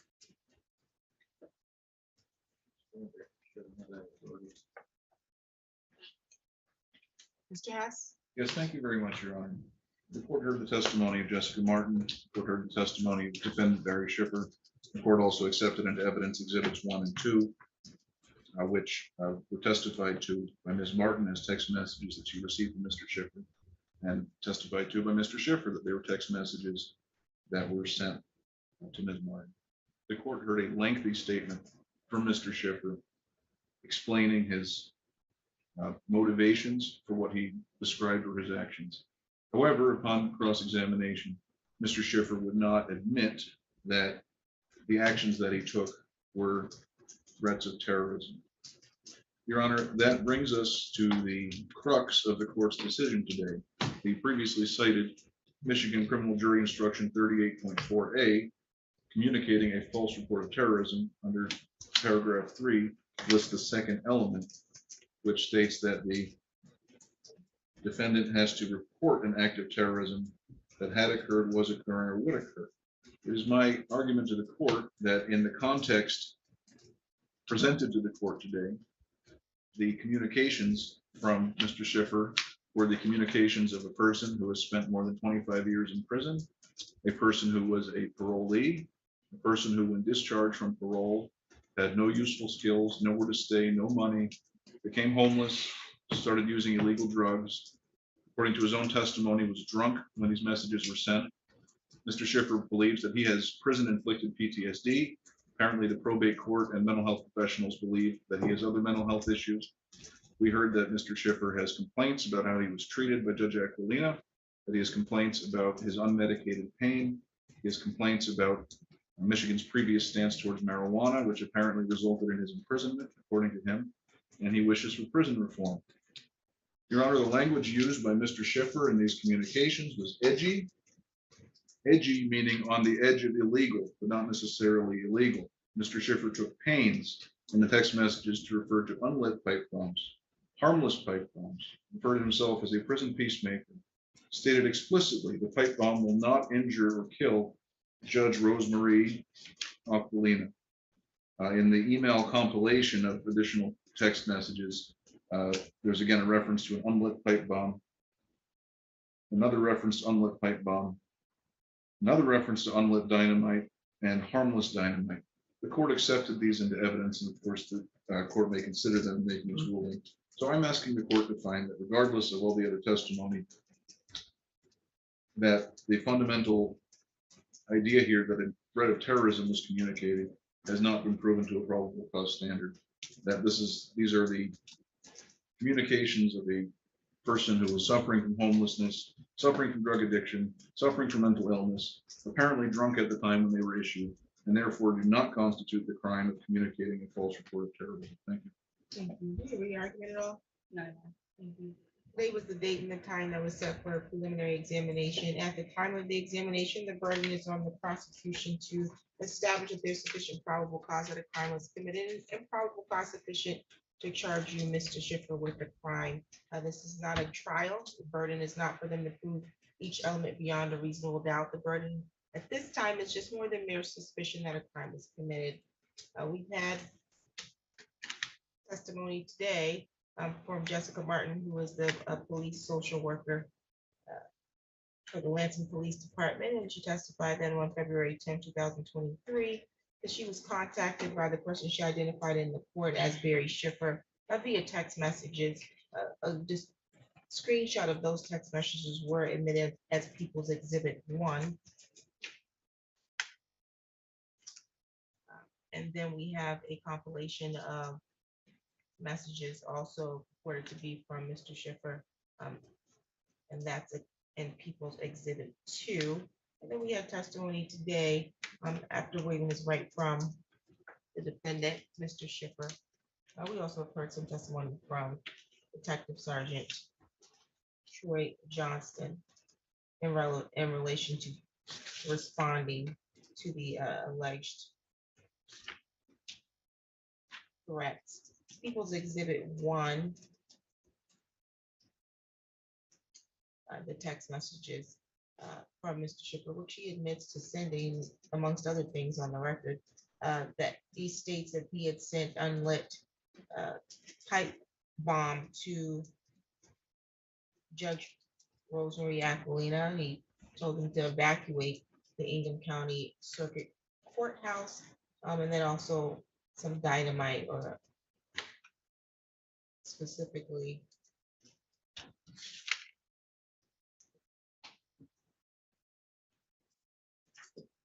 unlit or harmless dynamite was sent to the court as well. He also makes reference in the text messages about a solicitation to kidnap Gretchen Whitmer and NDOC Director Heidi Washington.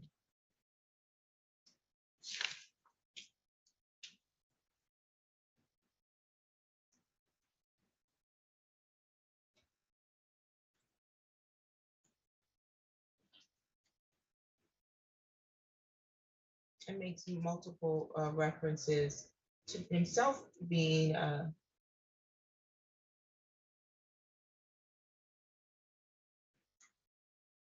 compared to a domestic terrorist. So he himself identifies as a domestic terrorist in these text messages, and insinuates that his favorite domestic terrorist is Nelson Mandela. The jury instruction as read by the prosecution is that of Michigan Jury Instruction 38.4A. And it states, first, the defendant must have communicated by speech, writing, gestures, or conduct. And second, that during the course of the communication, the defendant reported that an act of terrorism had occurred, was occurring, or would occur. And an act of terrorism means committing a felony crime. In this case, the allegation was sending dynamite and or a bomb to the court and telling them to evacuate the court. Because of that, knowing that it would cause, or it would be dangerous to human life, with the intent to intimidate, frighten, or coerce the civilian population, or influence or affect the conduct of the government or a unit of the government through intimidation or coercion. Third, that the report was false, and fourth, that the defendant knew that it was false. I heard the testimony again of Detective Sergeant Troy, who said that there had to be resources deployed as a result of the allegation or the threat of a bomb, a pipe bomb and dynamite being sent to the courthouse, and that the statements that those items were unlit does not stop the law enforcement from having to respond in the same course. It also needs to be reiterated that what the court perceives as a threat states here that they need to evacuate the Ingham County Circuit Court. Based on the 12-page testimony, I guess, that was reported to describe why this action was taken. I think that the action was taken because the defendant himself wanted to intimidate, frighten, coerce the civilian population, or influence the effect of the conduct of government. With that being stated, the court is satisfied that there's sufficient probable cause as to count one. That will be bound over to the circuit court. A bind over date is April 26, 2023. That's the date the circuit court gets the file from the district court. The next court date will be a pre-trial. I'm inclined to believe that they'll be seeking to find another courthouse for it to go to and not be bound over to the circuit court in Ingham County. So that bind over date may or may not be changed. I don't know which court will take this case, but I'm inclined to believe the 30th Circuit Court will be recusing themselves from this case. Judge, can I approach with a signed copy of information for you and for defense counsel? Thank you.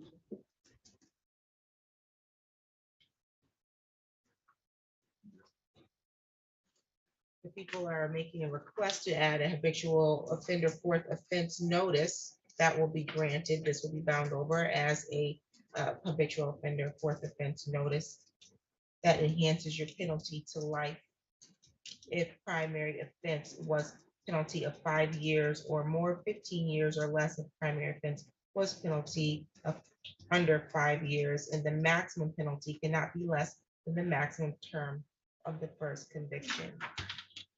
That will be incorporated in the file. Bond was originally set at 7,000, 10%. Are we addressing bond for any reason at this time? I would like to, Your Honor.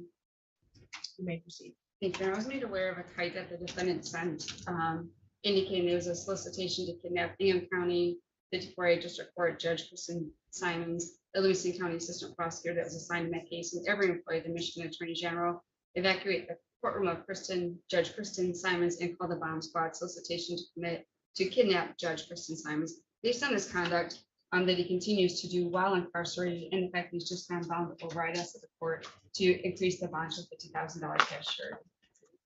Well, I don't know if it says Simons, but I'm Oh, Judge sorry. Kristen Simmons. Simmons. Sorry, I And so apologize. that would Simmons. that wouldn't be a threat against me at this point. So we're gonna let another judge rule on that since I'm a victim in that alleged. I apologize for me. No worries. I don't know what it was, how it was typed, but I will note here that there's an issue addressing bond. Doesn't look like he's posted the bond as is, 7,000, 10%.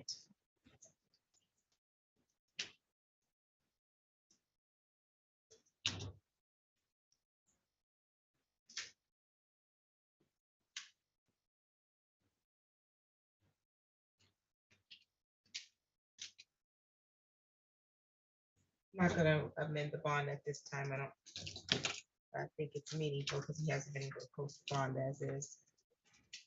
And so we'll continue bond as it is, and this matter will be bound over to the circuit court level. Thank you, Judge. No problem. Any additional matters for the record? Not too many people. They don't have anything further for the defense. Thank you very much. Your Honor. Thank you. You're all set. We're gonna together to meet up in jail.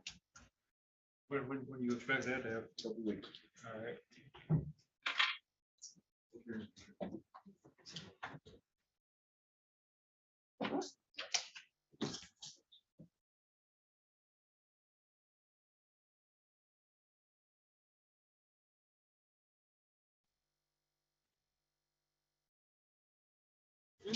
For lunch, so that's what we're gonna do. Please don't call me. We're actually evacuating. We evacuating? Well, that's a good threat. I'm evacuating for lunch, Ron.